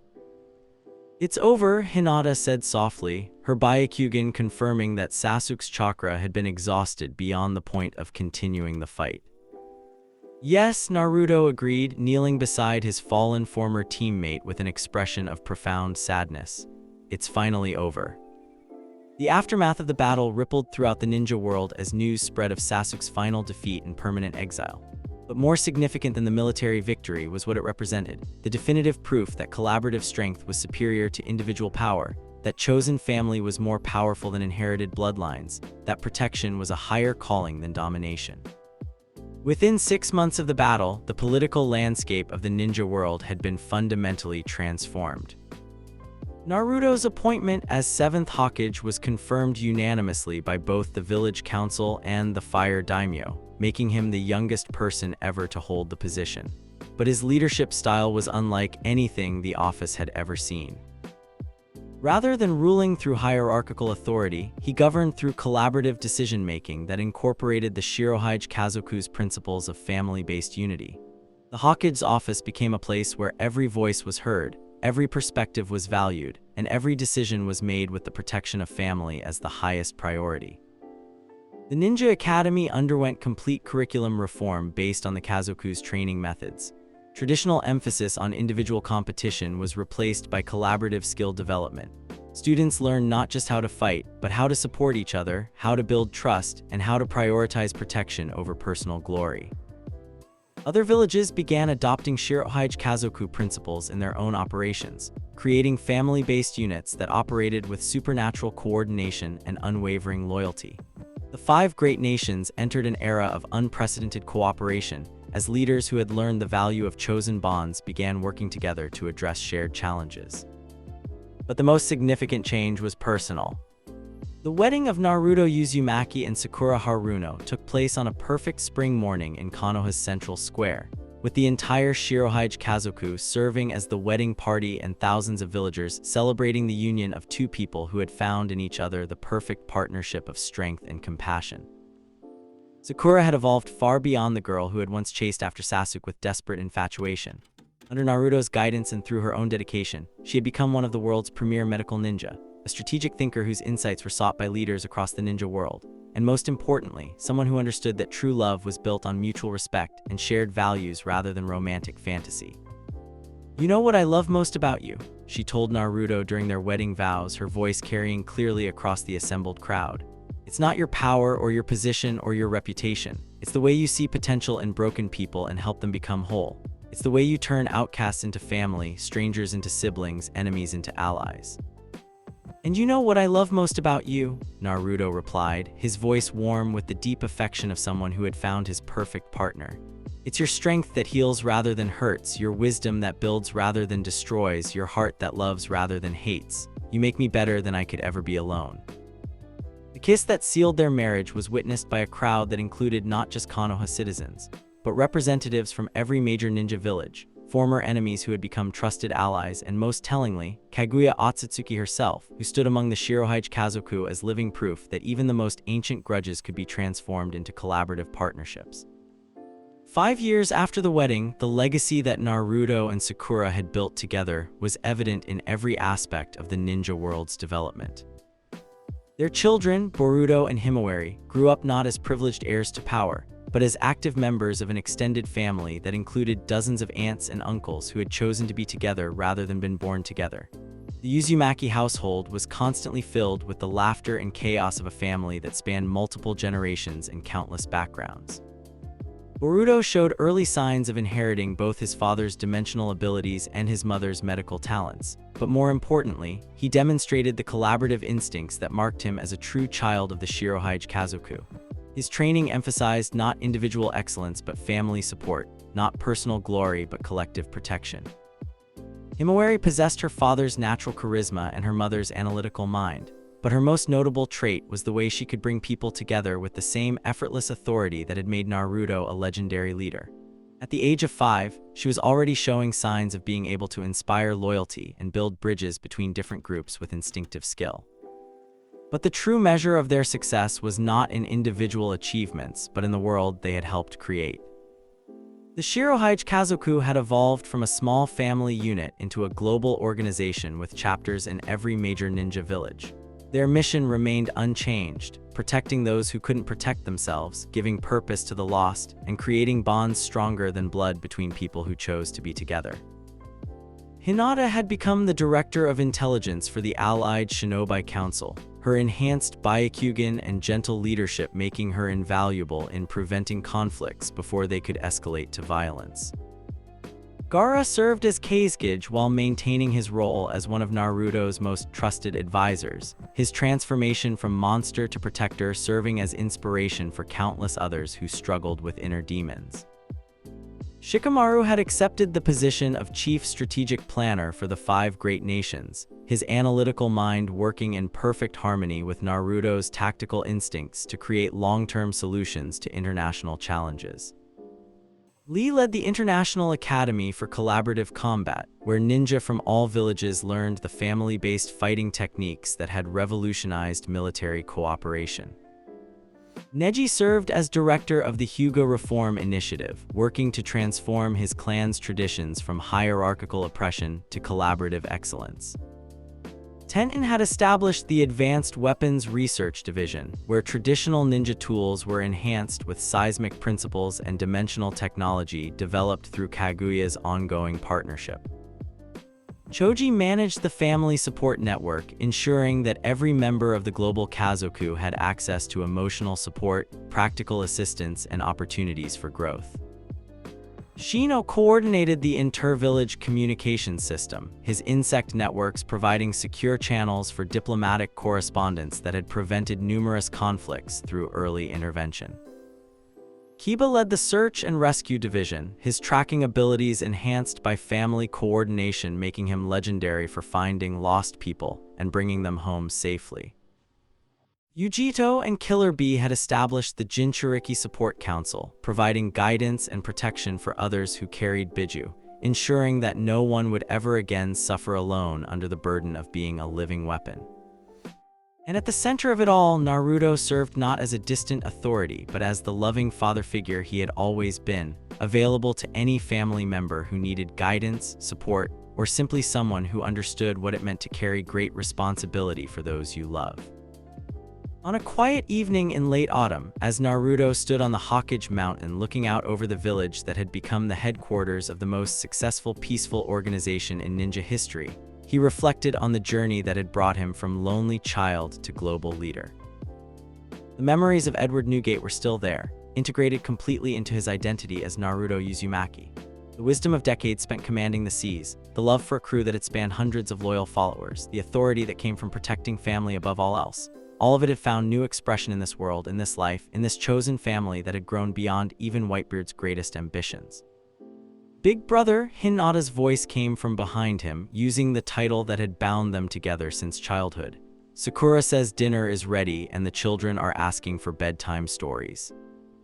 Naruto turned toward her with a smile that carried all the warmth and love of someone who had found everything he had ever wanted in the bonds of chosen family.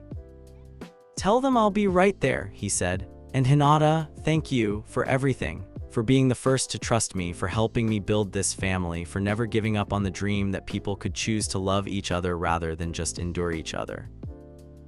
"Thank you for showing us that family isn't about blood," she replied, her gentle smile reflecting the quiet confidence that years of being valued and protected had given her. "It's about choosing to stand together no matter what challenges we face." As they walked back toward the compound where dozens of family members were gathering for their traditional evening meal, Naruto felt the deep satisfaction of someone who had kept every promise that mattered. He had protected his family, not just individual members, but the very concept of chosen bonds over inherited obligations. He had built something lasting, an organization that would continue to protect the vulnerable and inspire the lost long after his own time had passed. He had proven that strength came not from standing above others, but from standing with them in unity and mutual support. The legacy of two worlds had been fulfilled. Edward Newgate's promise to protect family across any sea, any world, any challenge had found its ultimate expression in Naruto Uzumaki's dedication to building bonds that transcended every boundary that traditionally separated people from each other. In the distance, as the lights of Konoha began to twinkle in the gathering darkness, the sounds of laughter and conversation drifted from countless homes where people who had chosen to be family were sharing the simple joys of being together. The age of chosen family had reached its full flowering, and the ninja world would never be the same. Power had been redefined as protection rather than domination. Strength had been proven to come from connection rather than isolation. Leadership had been transformed from command to service. And in the heart of it all, a young man who had once been the world's strongest man had found his greatest victory, not in defeating enemies, but in creating a family so strong, so united, so filled with love that nothing in any world could ever destroy what they had built together. The Earthquake Emperor had found his peace, and his legacy would shake the foundations of reality for generations to come. And there you have it, guys, the incredible journey of Naruto Uzumaki. From a lonely kid with mysterious powers to the Earthquake Emperor who united two worlds under the banner of chosen family. We watched him build the legendary shirohaji kazoku, face down gods and monsters, and ultimately prove that the strongest bonds aren't forged by blood, but by the choice to protect those you love. What was your favorite moment from this epic saga? Was it Naruto's first awakening in the Land of Waves, the formation of the shirohaji kazoku, that absolutely insane final battle with Sasuke where family bonds literally rewrote reality? Drop your thoughts in the comments below. I read every single one. Don't forget to hit that subscribe button and let me know what other crazy crossover concepts you want to see explored. Should we do Ichigo as a reincarnated Roger? Maybe Deku with Shanks' Haki Mastery? The possibilities are endless. Thanks for watching this absolute masterpiece with me, and I'll see you in the next one. Peace out.